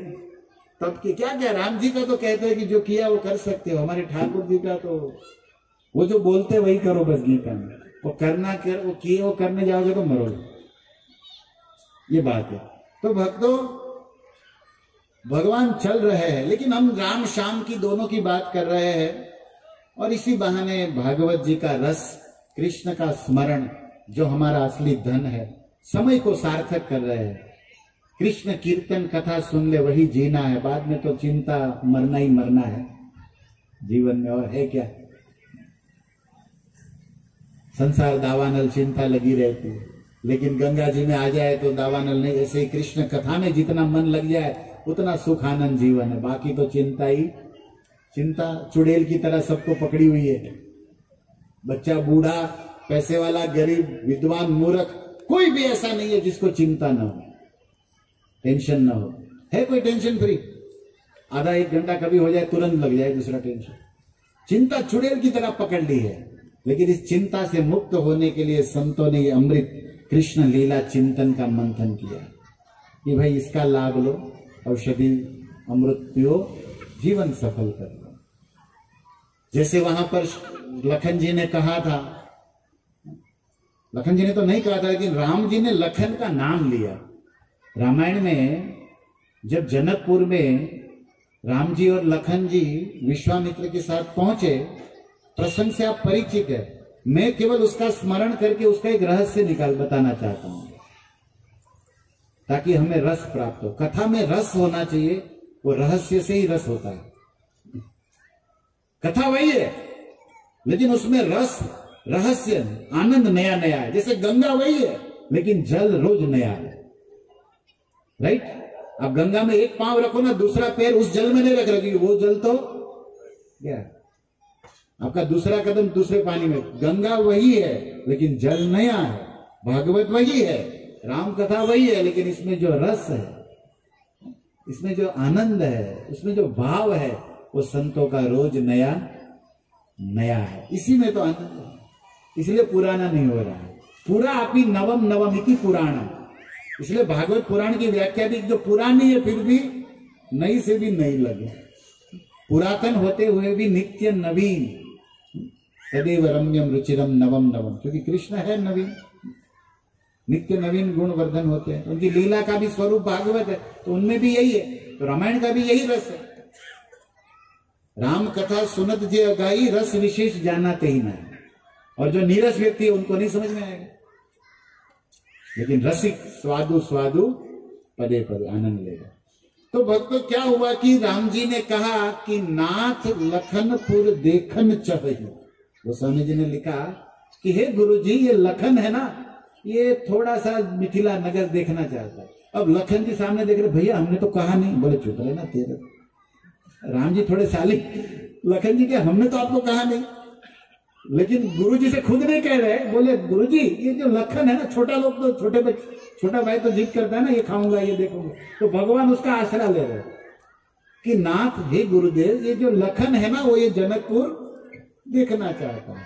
तो अगर आपकी आज्ञा हो तो मैं इनको थोड़ा दिखाऊं, मतलब मैं भी जाऊं। और गुरु जी भी तो गुरु जी है, गुरु तो वही होता है ना जो गुरु हो, उसे भी ज्यादा समझ गए इनकी चाल। तो उसने उत्तर भी ऐसे ही दिया, जाई देख आवहू नगर, जाओ दिखाओ सुंदर सुखद दो भाई, आप दोनों भाई जाओ, कर आओ सबके सफल नयन, सुंदर बदन दिखाए। विश्वामित्र ने भी बात बड़ी बढ़िया बता दी। बोले जाओ दिखाओ नगर दोनों, लेकिन अंदर से बताए कि तुमको क्या देखना है, सबके नयन सफल कर दो, तुम्हारे सुंदर बदन को दिखा दो। क्योंकि आप दोनों को देखेंगे ना, भवता दर्शनम पुनर्भवम अदर्शनम। कुंती ने कहा कि जो भगवान का दर्शन करेगा उनका जन्म जन्म का भवबंधन नष्ट हो जाएगा। तो ऐसे ही वही भगवान कृष्ण, राम स्वयं कृष्ण, और वही लखन इस बार बड़े दाऊ बने हैं। क्योंकि लखन बने तब परेशान हो गए उस लीला में, क्योंकि छोटे बने तो आज्ञा का पालन करना पड़ता था। लखन जी बोले मैं बड़ा होता तो राम को वन में ही नहीं जाने देते, लेकिन छोटा हूं तो मानना पड़ता। कंप्लेन काउंटर पे खड़े थे बेचारे रामायण में लखन, इसलिए उसने निश्चित किया कि अगले जन्म में बड़ा बनूंगा, कन्हैया मैं बोलूं वही करेगा। इसलिए बड़े बन के आए हैं। रामानुज लखनलाल बलराम बने हैं। अग्रतो भवितो देवो, भगवत जी में आया संकर्षण, अग्र आगे बड़े बन के आए। फिर भी होती तो इनकी ही थी, चलती तो इनकी सरकार है, आगे बड़ा बने चाहे छोटा बने।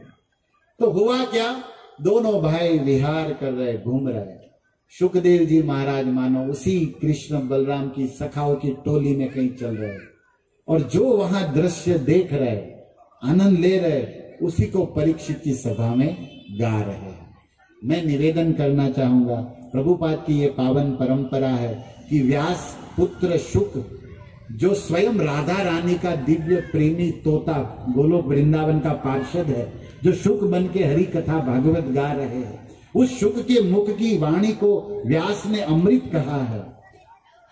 और उस अमृत का आप सब भक्त भी उच्चारण करें, आनंद ले। श्रवण तो कर ही रहे, लेकिन साथ में उच्चारण भी करे, क्योंकि ये भागवत के श्लोक श्रवण कीर्तन उच्चारण उसके भाव अर्थ समझ के ही हम रसमय मधुर मंगलमय हो सकते हैं।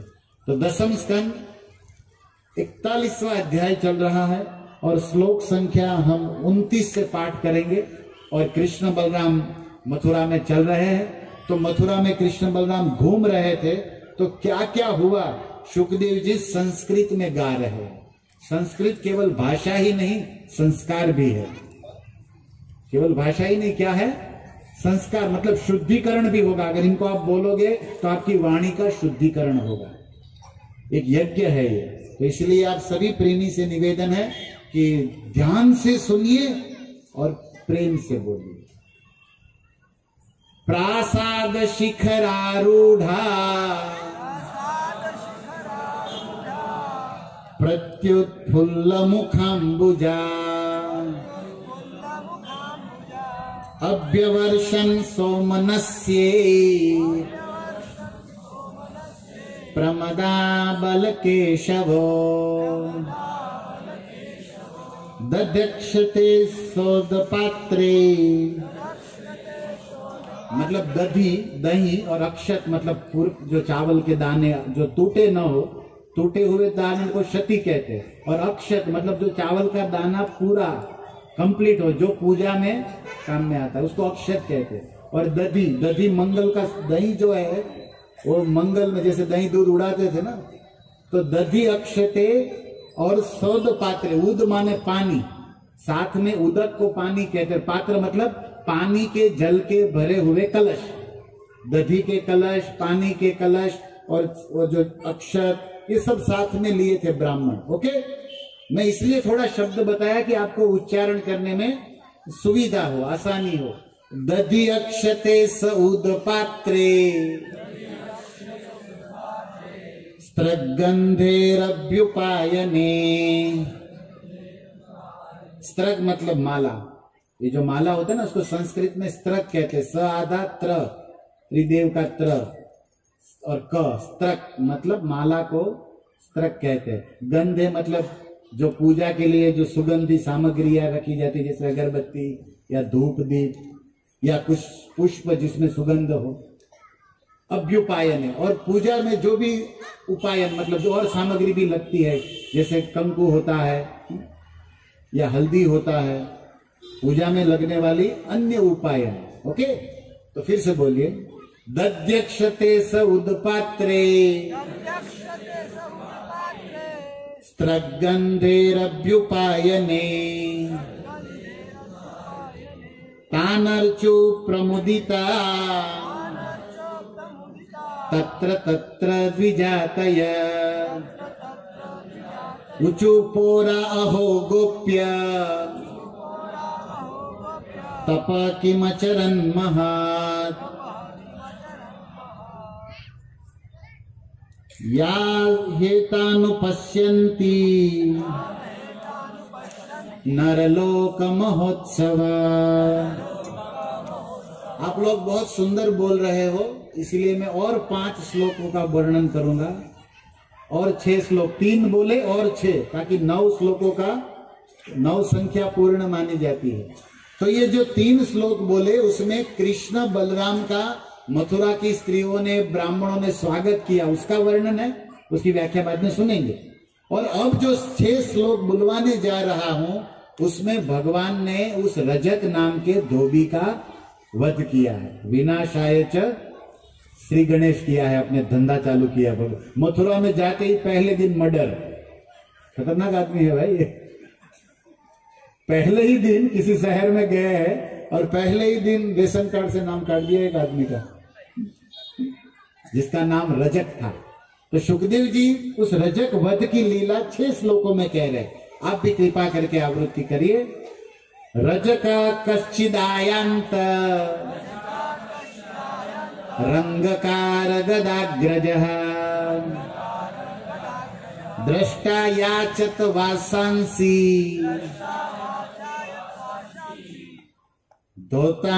धौतान्य उत्तमानि च। धौतानी मतलब धोए हुए थे और उत्तम मतलब सिल्की रेशमी महंगे थे, उत्तम महंगे कपड़े। देहावयो समुचितानि अंगवांसांसि चारहतो भविष्यति परम श्रेयो दातुस्ते नात्र संशयः स याचितो भगवता परिपूर्णेन सर्वता साक्षेपं रुषित प्राह भृत्यो राज्य सुदुर्मदः ईदृशान्येव वांसांसि मैव पार्थ नित्यं गिरिवनेचरा परिधत्ता किमुद्वृत्ता राज्य द्रव्याण भित्सथा याताशु बालिशामैव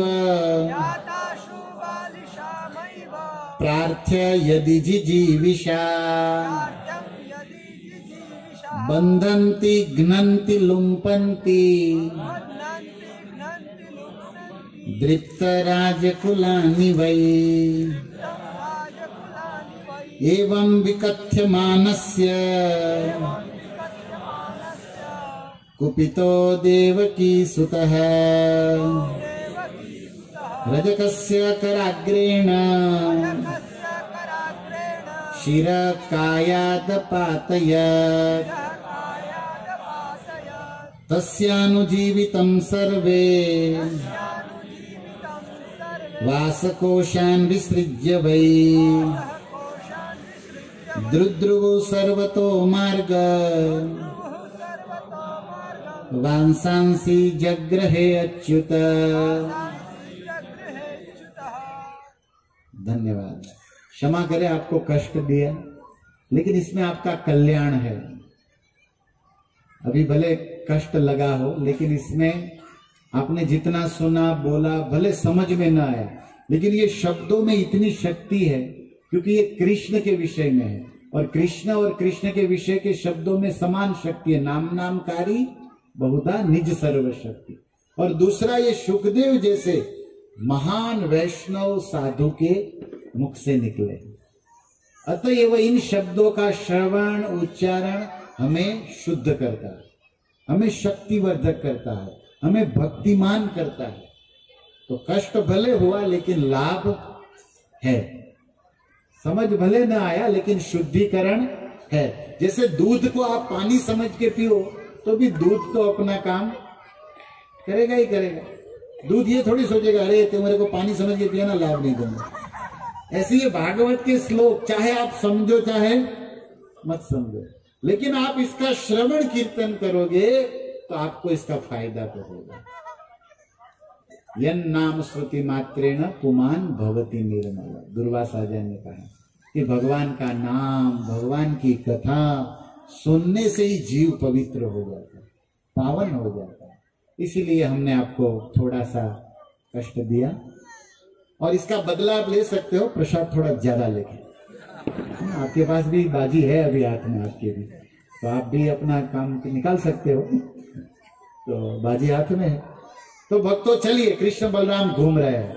तो मथुरा नगर में कृष्ण श्याम राम घूम रहे, साथ में मधुमंगल है, तो कृष्ण है, श्रीदाम है, पूरा सखा मंडल है। और आश्चर्य से जैसे कोई गांव का व्यक्ति दुबई में जाए या बंबई के महानगर में, तो बड़े बड़े 50 माल के 25 माल के बिल्डिंग देखता है, मॉल देखता है, चकाचौंध लाइट देखता है और कैसा आश्चर्य करता है, अरे देखो उधर देखो उधर देखो। ऐसे ये सखा मंडल भी आश्चर्य से मथुरा नगर का अवलोकन कर रहे हैं।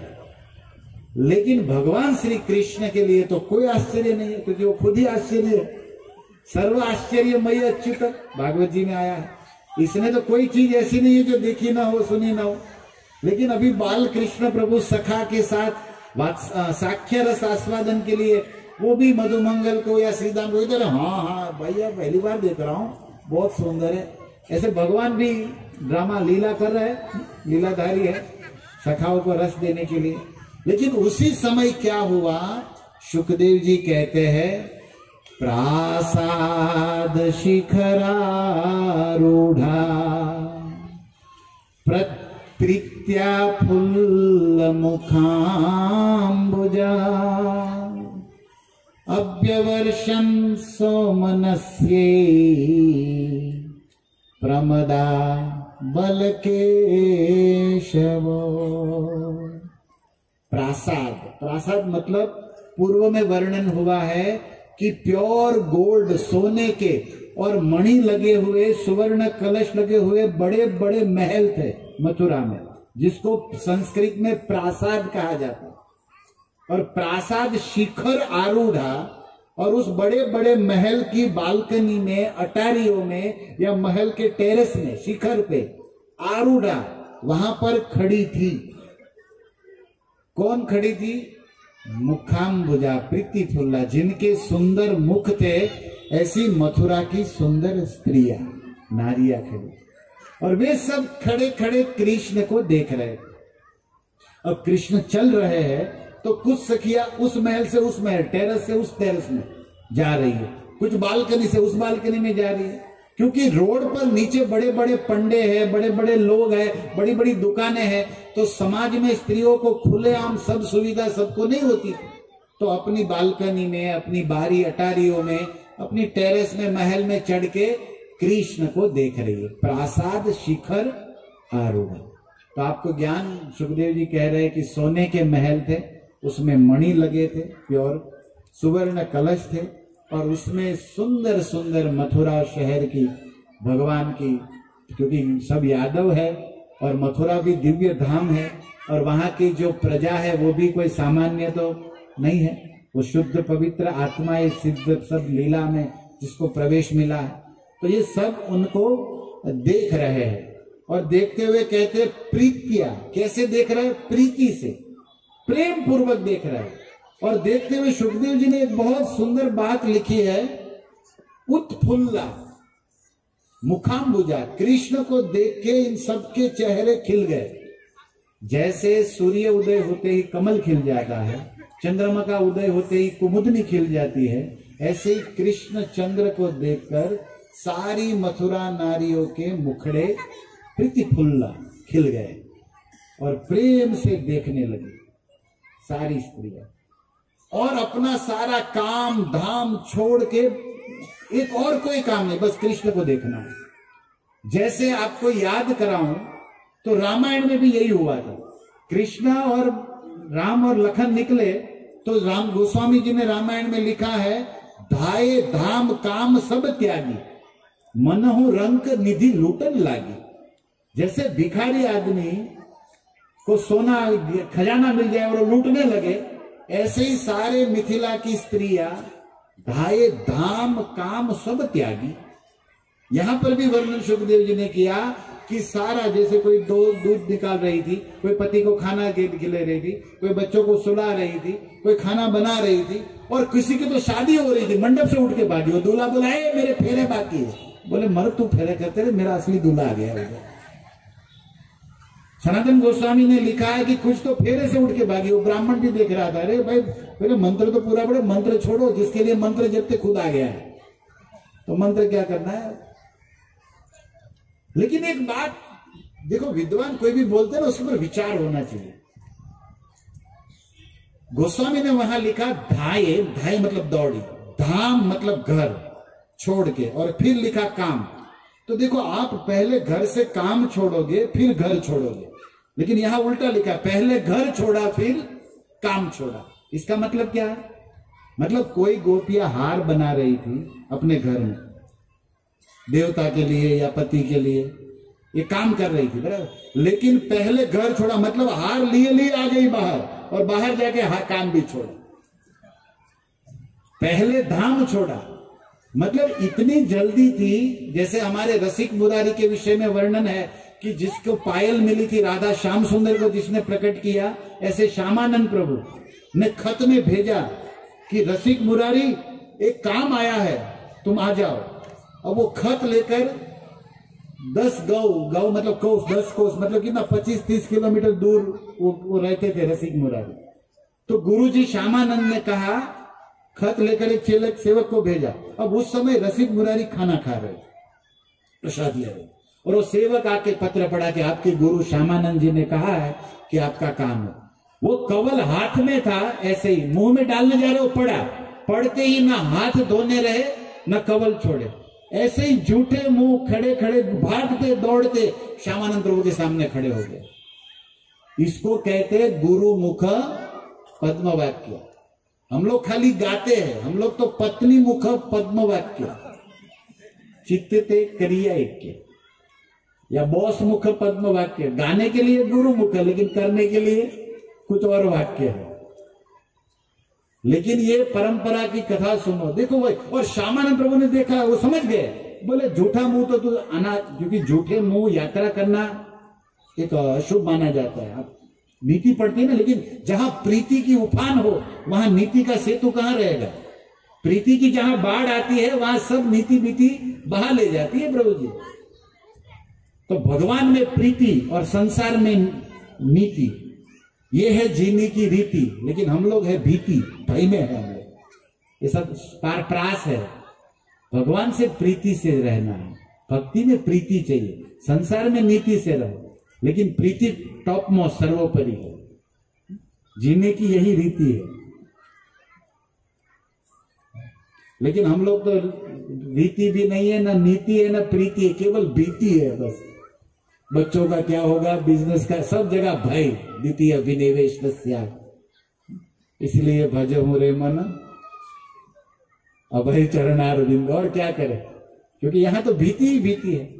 एनीवे, सुनिए ध्यान से, देखो वो आ गए तो श्यामानंद प्रभु जी ने कहा, अरे वो पहचान गए, बोले तुम मेरी आज्ञा को फॉलो करने के लिए मुंह धोने भी नहीं रहा और झूठे मुंह आ गया, तेरे जैसा शिष्य पाकर मैं धन्य हो गया। और इतना बोलते ही गुरुजी श्यामानंद की मुख से, आंखों से प्रेम अश्रु बहने लगे और सब लोगों ने रसिक मुरारी की जय हो, शिष्य हो तो ऐसा। मतलब सेवा में, हमारी भक्ति में, देखो यहां कई साधक लोग हैं और नेट के माध्यम से भी कई वैष्णव सुन रहे होंगे। इसलिए कथा में जो सिद्धांत है ना, उसका मैं निवेचन कर रहा हूं, निरूपण कर रहा हूं कि यहां पर कृष्ण को देख के प्रीति पूर्वक देखते हुए उत्साह के साथ उत्फुल्ल हंसते मुखड़े से दौड़ी, जैसे रामायण में भी दौड़ी, जैसे यहां मथुरा में भी दौड़ी। और हम लोगों को क्या करना है, इसी तरह मंदिर जाने के लिए, सेवा में जाने के लिए, कथा में आने के लिए उत्साह पूर्वक, प्रेम पूर्वक जाना है। हम लोग तो बाई फोर्स मरे मरे जाते हैं, अरे प्रभु जी ने बोला है जाना पड़ेगा, एक दिन तो दिखाना पड़ेगा मुख। संडे है तो भाई संडे भगत तो है, जीवेर स्वरूप है, संडे नित्य दास तो नहीं, लेकिन कम से कम संडे दास तो बनो। ऐसे नहीं, हमारी भक्ति में वर्धन के लिए सबसे पहली कंडीशन रूप गोस्वामी ने क्या रखी, उत्साह। सबसे पहला क्या है, उत्साह होना चाहिए।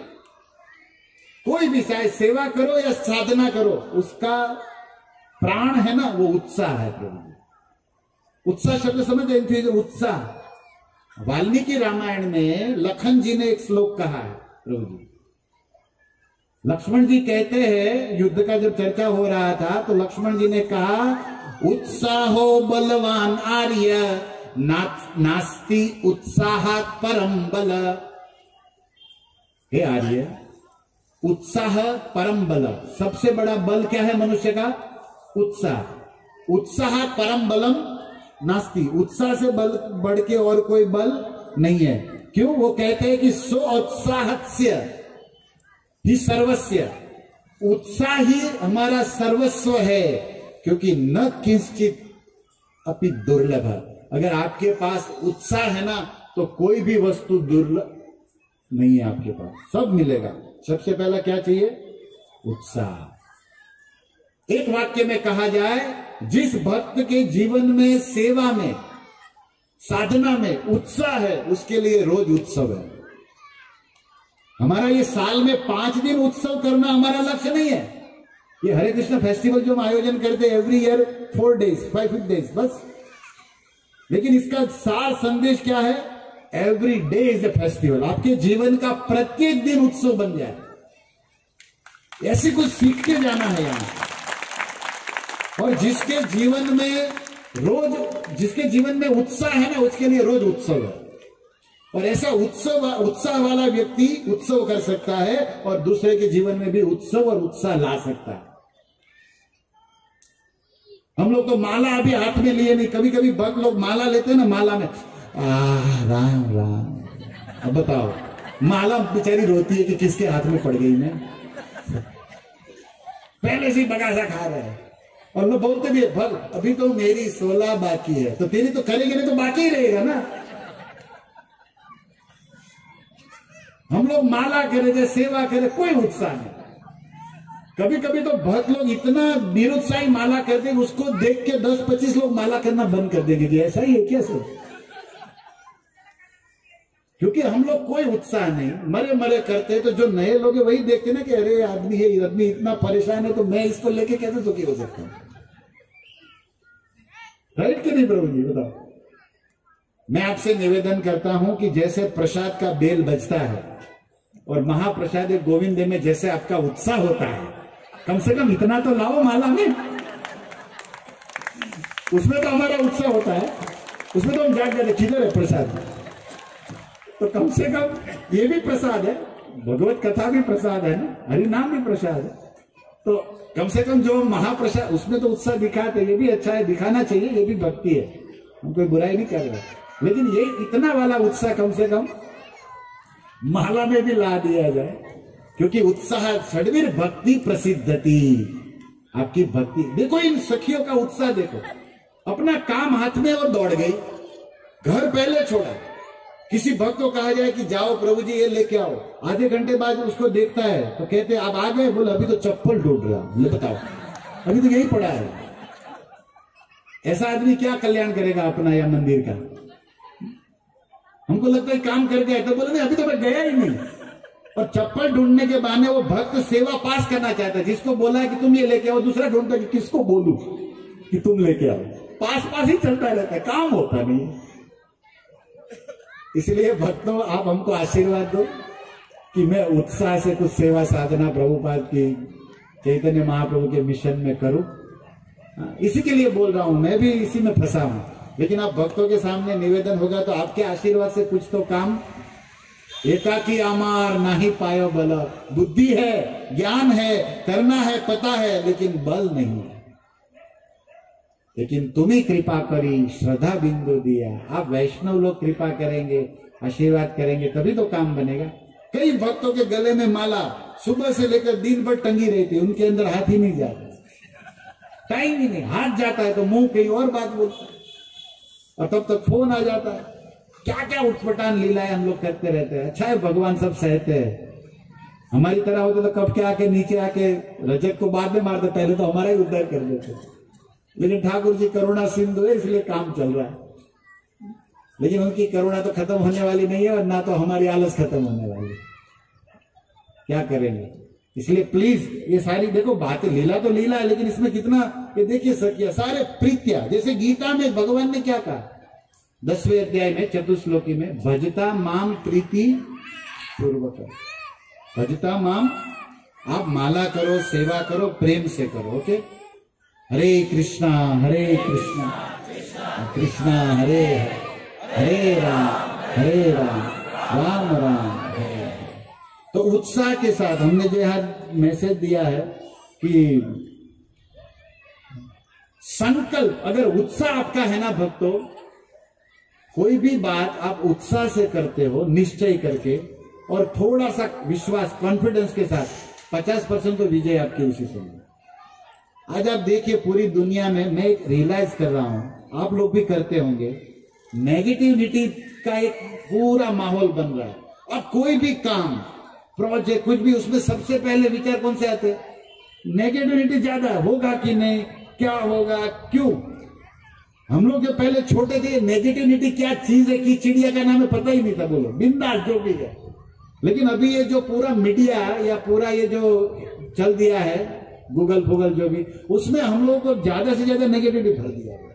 उत्साह कम, क्योंकि किसी व्यक्ति को इतना देखते, इतना किया तो हम लोग को देखो होगा ही नहीं। हमसे थोड़ी हो सकता। जबकि मोटिवेशन की बातें बहुत होती है, लेकिन करने वाले बोलने वाले का मोटिवेशन होता होगा, सुनने वाले तो बेचारे वहीं के वहीं है, उनके धंधे चलते हैं बस। देखा जाता है निरुत्साहिता छाई हुई है। कारण क्या है? जीवन में ज्ञान लेने से, उपदेश झाड़ने से या खुद बोलने से नहीं होगा। जब कृष्ण की और उनके भक्तों की, गुरु की कृपा होगी ना, तब काम होगा। बुद्धि सब में है, बल सब में है, लेकिन घटता क्या है? गुरु का और गोविंद का कृपा। बस ये भागवत, ये प्रवचन इसके लिए है कि जो घट रहा है वो हो जाए ना। क्यों नहीं हो सकता? कृष्ण साथ में है और नीति पर है, सत्य है, तो भक्त को उत्साह से होना चाहिए। अगर आपका उत्साह, विश्वास, कॉन्फिडेंस पक्का है तो आपकी विजय पक्की है। फिर भले विजय न हो, फिर भी हमारी विजय। और निरुत्साही तो मरा मरा तो विजय हुआ और भी हारा है। अभिमन्यु मरा तो भी शान से मरा। जीतने वाले को लोग याद नहीं करते। अर्जुन को जितना याद नहीं करते ना, उससे उतना बेटे को याद करते, जबकि वो जीता नहीं था। जटायु जीता नहीं रावण से, लेकिन वाहवा जटायु की है। जो चीज दशरथ को नहीं मिली ना, जटायु को मिली है। पिता कहा राम ने, गोदी में शरीर छोड़। दशरथ जी तो मुंह भी नहीं देख पाए राम जी का। अब रामायण से परिचित हो, हारने के बाद भी जीत है।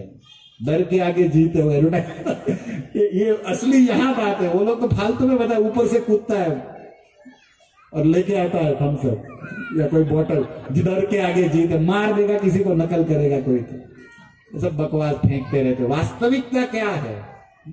शोक मोह भयापहा, कृष्ण सहारा लेंगे कृष्ण नाम का, तब भय जाएगा, तब नेगेटिविटी जाएगा।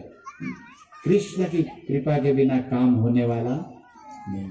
और कृष्ण की कृपा उनके भक्तों की कृपा का अनुगमन करती। तो सारी सखियां उत्साह के साथ, आनंद के साथ आ रही है और देखने की लालसा है गोपियों को, ब्रज की, मथुरा की नारियों को। कम से कम यहां पर मैं देख रहा हूं कि देखने की तो है, लेकिन सुनने की लालसा तो है।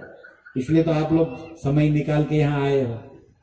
तो देखने की लालसा या सुनने की लालसा एक ही है। इसके बहुत ऊंचा धन है लालसा, लोग जो सखियों में देख रहा है। और प्रेम पूर्वक, और सबके मुखड़े खिल गए।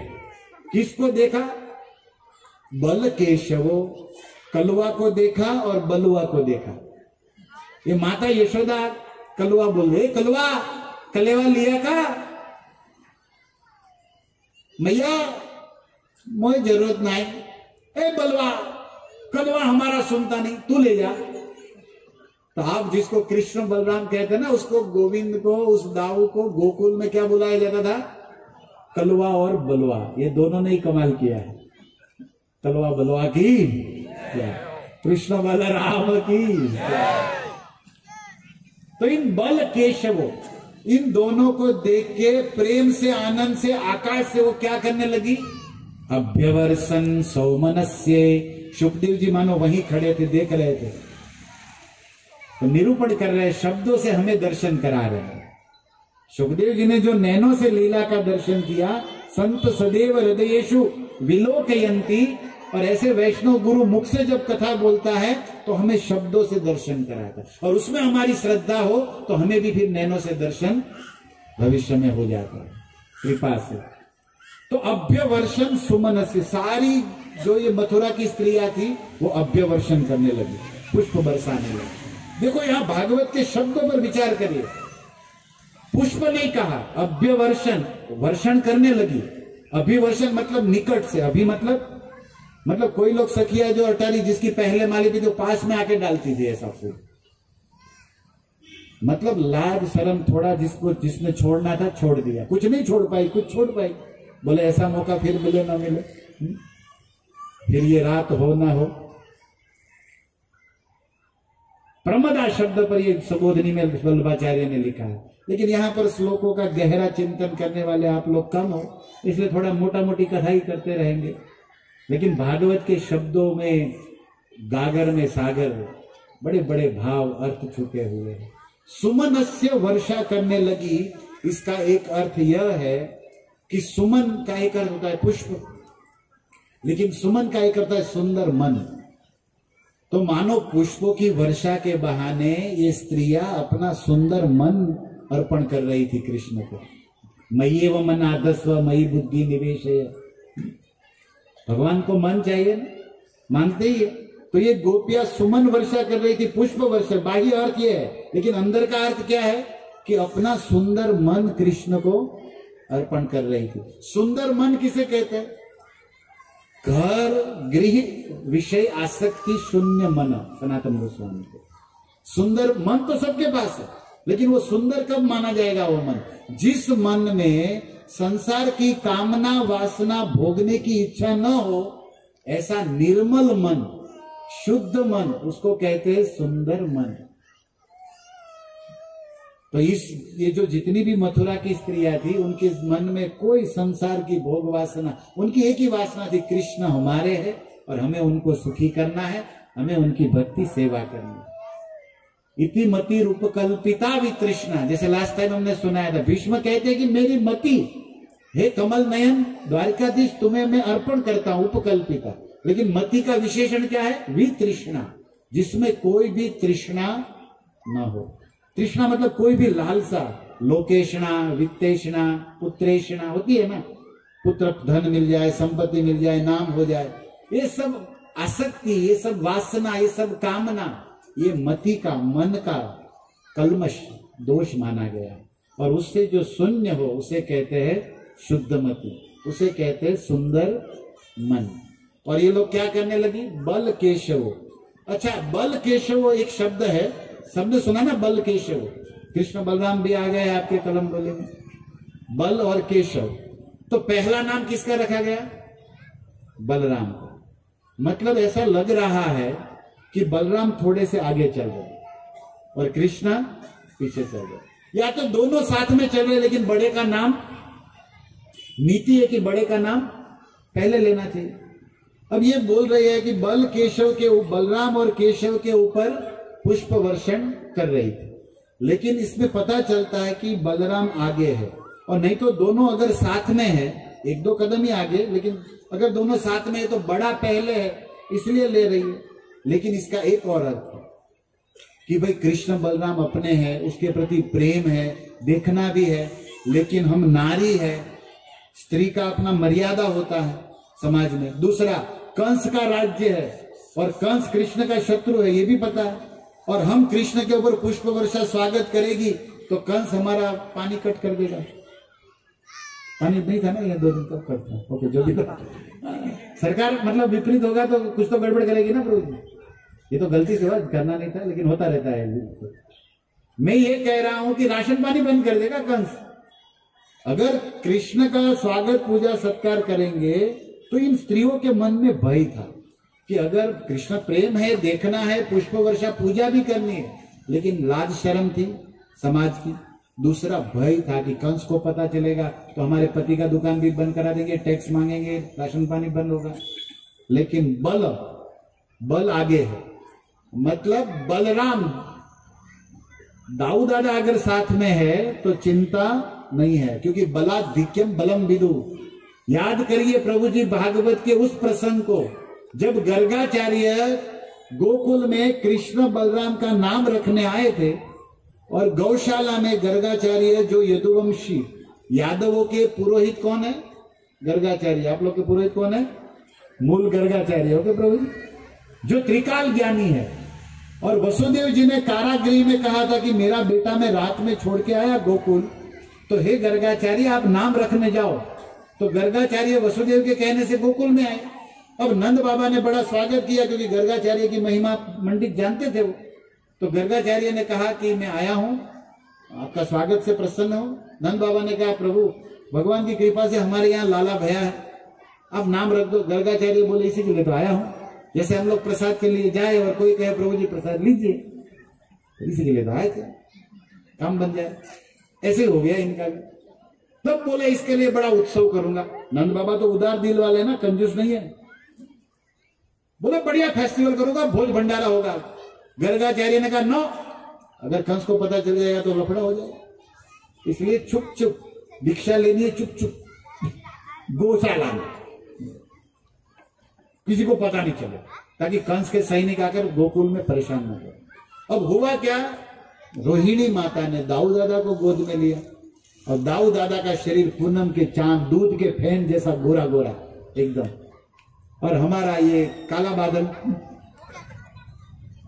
ये भी बादल है लेकिन वो वर्षा ऋतु वाला बादल, और ये स्प्रिंग क्लाउड है ये भी गोरा बादल है, जैसे अभी बादल दोनों है। और यशोदा के गोदी में जैसे नील कमल खिला हो। अब दोनों लेके आई तो दाऊ दादा का नाम पहले रखा। आपको अगर पता हो तो गर्गाचार्य ने पहला नाम किसका रखा, दाऊ का।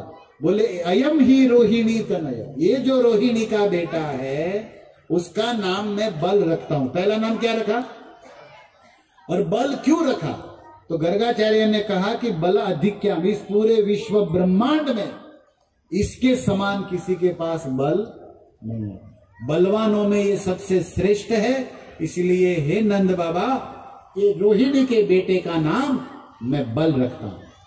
अच्छा, बलवान होगा तो सबको परेशान करेगा? बोले नहीं, ये अपने आचरण, वाणी, व्यवहार से सबको राम सुख देगा, आनंद देगा, इसलिए दूसरा नाम इसका क्या रखता हूं, राम। अब ये महाराष्ट्र वाले इसको मिक्स करके बोलेंगे बल, दोनों नाम अलग रखा है, बल रखा शक्ति के कारण और राम रखा स्वभाव के कारण। बलवान हो लेकिन स्वभाव अच्छा हो तो काम का, नहीं तो परेशान कर दे बलवान व्यक्ति भैया, लेकिन सबको सुख देगा, आनंद देगा, इसलिए राम, रमयति इति राम, और बलाधिक्यम बलम विदु, और दुनिया इसको क्या कहेगी, बलराम, इसलिए इसका नाम बल रखता हूं। अब यहां पर ये सखिया के कंस का भय न हो, क्योंकि बलराम आगे है तो चिंता नहीं है, और कृष्ण के लाखों करोड़ों नाम है, लेकिन यहां केशव रखा। क्यों? क्योंकि बोले कंस चाहे राशन पानी बंद करे या हमारा पति का दुकान बना करे, कंस की ऐसी की, क्योंकि अब कौन आ गया मथुरा में, एक तो बल आ गया और दूसरा केशव। केशव नाम क्यों पड़ा, शिव ब्रह्मा का ईश्वर है तो केशव है, लेकिन केशव को ब्रज में व्याख्या करना हो तो करना पड़ेगा जिनके केश बड़े सुंदर है, घुंघराले काले, तेरे काले काले बाल है ना, काले घुंघराले बाल है कृष्ण के, इसलिए उसको केशव कहते हैं। लेकिन उसके और राधा और कृष्ण निकुंज में हो और तब केशव का अर्थ करना हो तो अर्थ बदल जाएगा प्रभु। जो राधा रानी के केश संवारने में कला में उस्ताद है, beauty parlour, Krishna beauty parlour चलता है उधर निकुंज में, राधा रानी वहां पर ब्यूटी पार्लर कराने आती है और कृष्ण खुद करते, तो वहां पर केशव का अर्थ क्या, जो केशान वर्धयति, जो केशव का सुंदर श्रृंगार करना जानता उसको कहते केशव। अब यही केशव मथुरा में आया तो क्या अर्थ होगा, व्यक्ति वही है भैया, लेकिन जैसा स्थान जैसा काम ऐसा नाम। तो यहां पर जिसने केशी नाम के राक्षस को मार दिया, जो कंस के समान बलवान था, और कंस ने केशी को भेजा था, और कृष्ण ने लास्ट किसको मारा है, केशी को।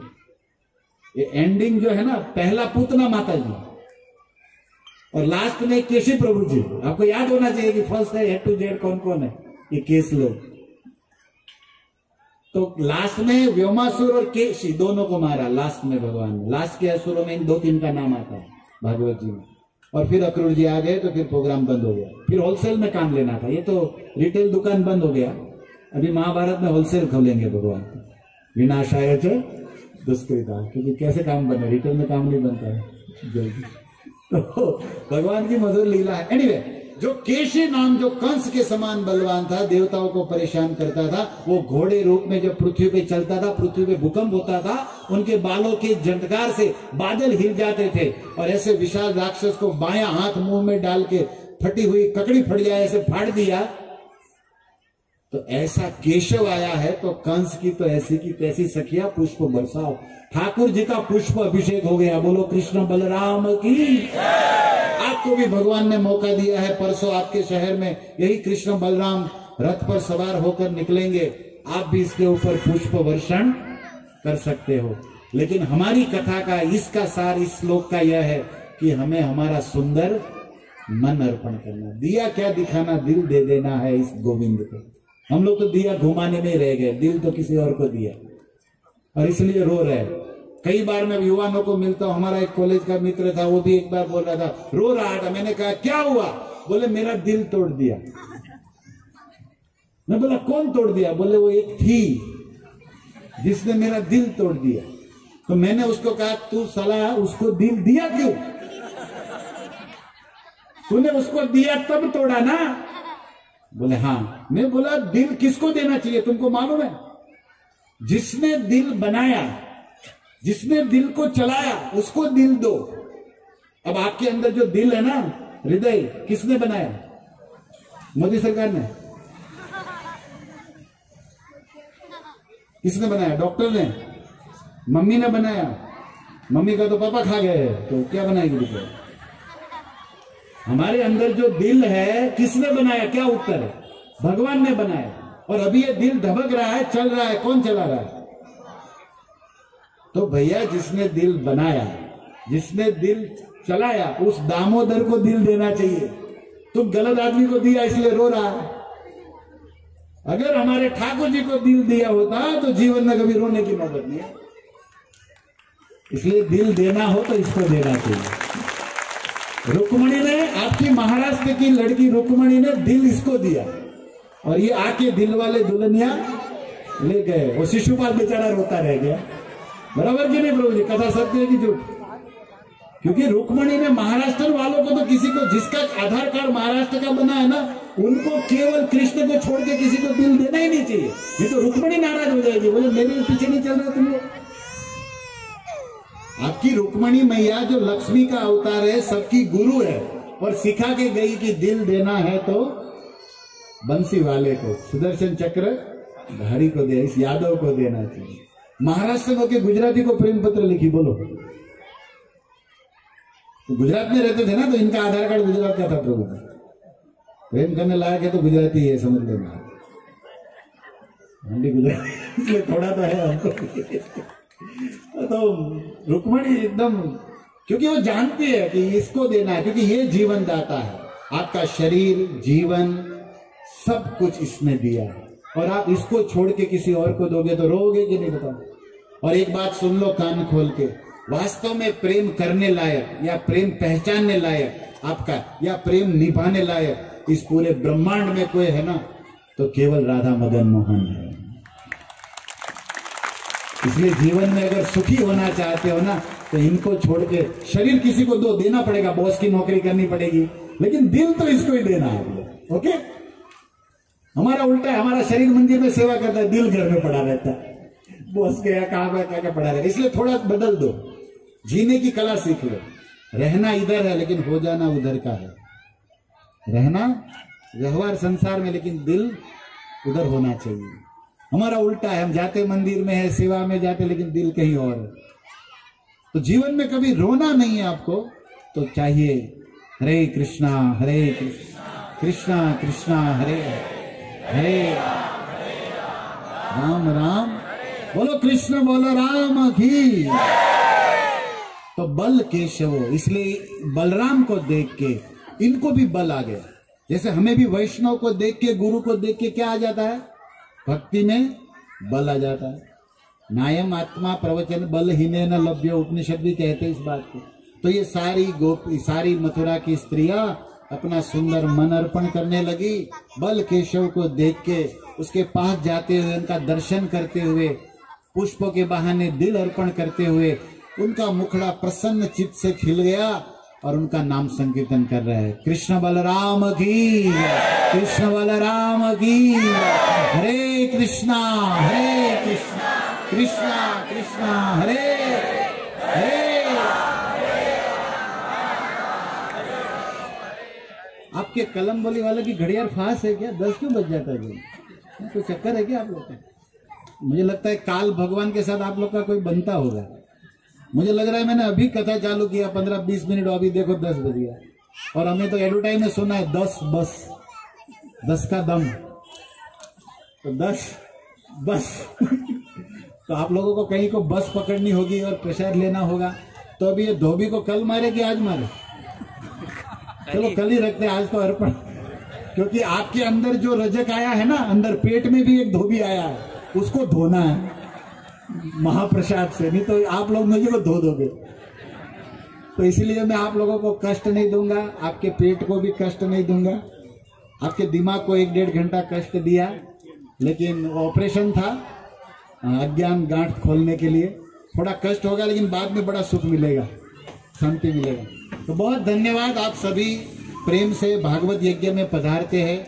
लेकिन दास का निवेदन है कि 8 बजे आ जाइए तो 2 घंटा बढ़िया से कथा का लाभ मिले।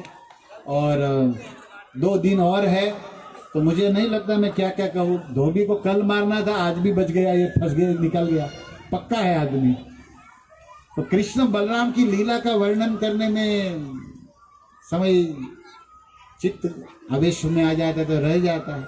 लेकिन ये भी भागवत अधूरा भी रहे तो भी पूर्ण है, पूर्णमेवा अवशिष्यते। और रही बात भागवत की कथा पूर्ण करने की, तो मैंने सुना है गुरुजनों से कि शिव शेष भी इसको पूर्ण नहीं कर सकते, तो मेरे जैसा तुच्छ जीव क्या करेगा। ये हमारे कृष्ण बलराम की कथा शिव भी शेष नहीं कर सकते, तो मैं तो एक तुच्छ जीव हूं, लेकिन अधूरा भी पूर्ण है। और संसार में आप पूर्ण करोगे ना काम तो भी अधूरा रहेगा, क्योंकि संसार असत्य है और यह सत्य है। इसीलिए इस भाव से मैं इसका समास करता हूं कथा का। व्यास कल करूंगा, व्यास मतलब विस्तार, और समास मतलब हरे कृष्ण गोविंदाय नमो नमो। हरे कृष्णा कृष्णा कृष्णा हरे राम राम राम हरे हरे। तो जैसे जैसे कथा आगे बढ़ रही है वैसे वैसे अमृत का वर्षाव भी बढ़ रहा है।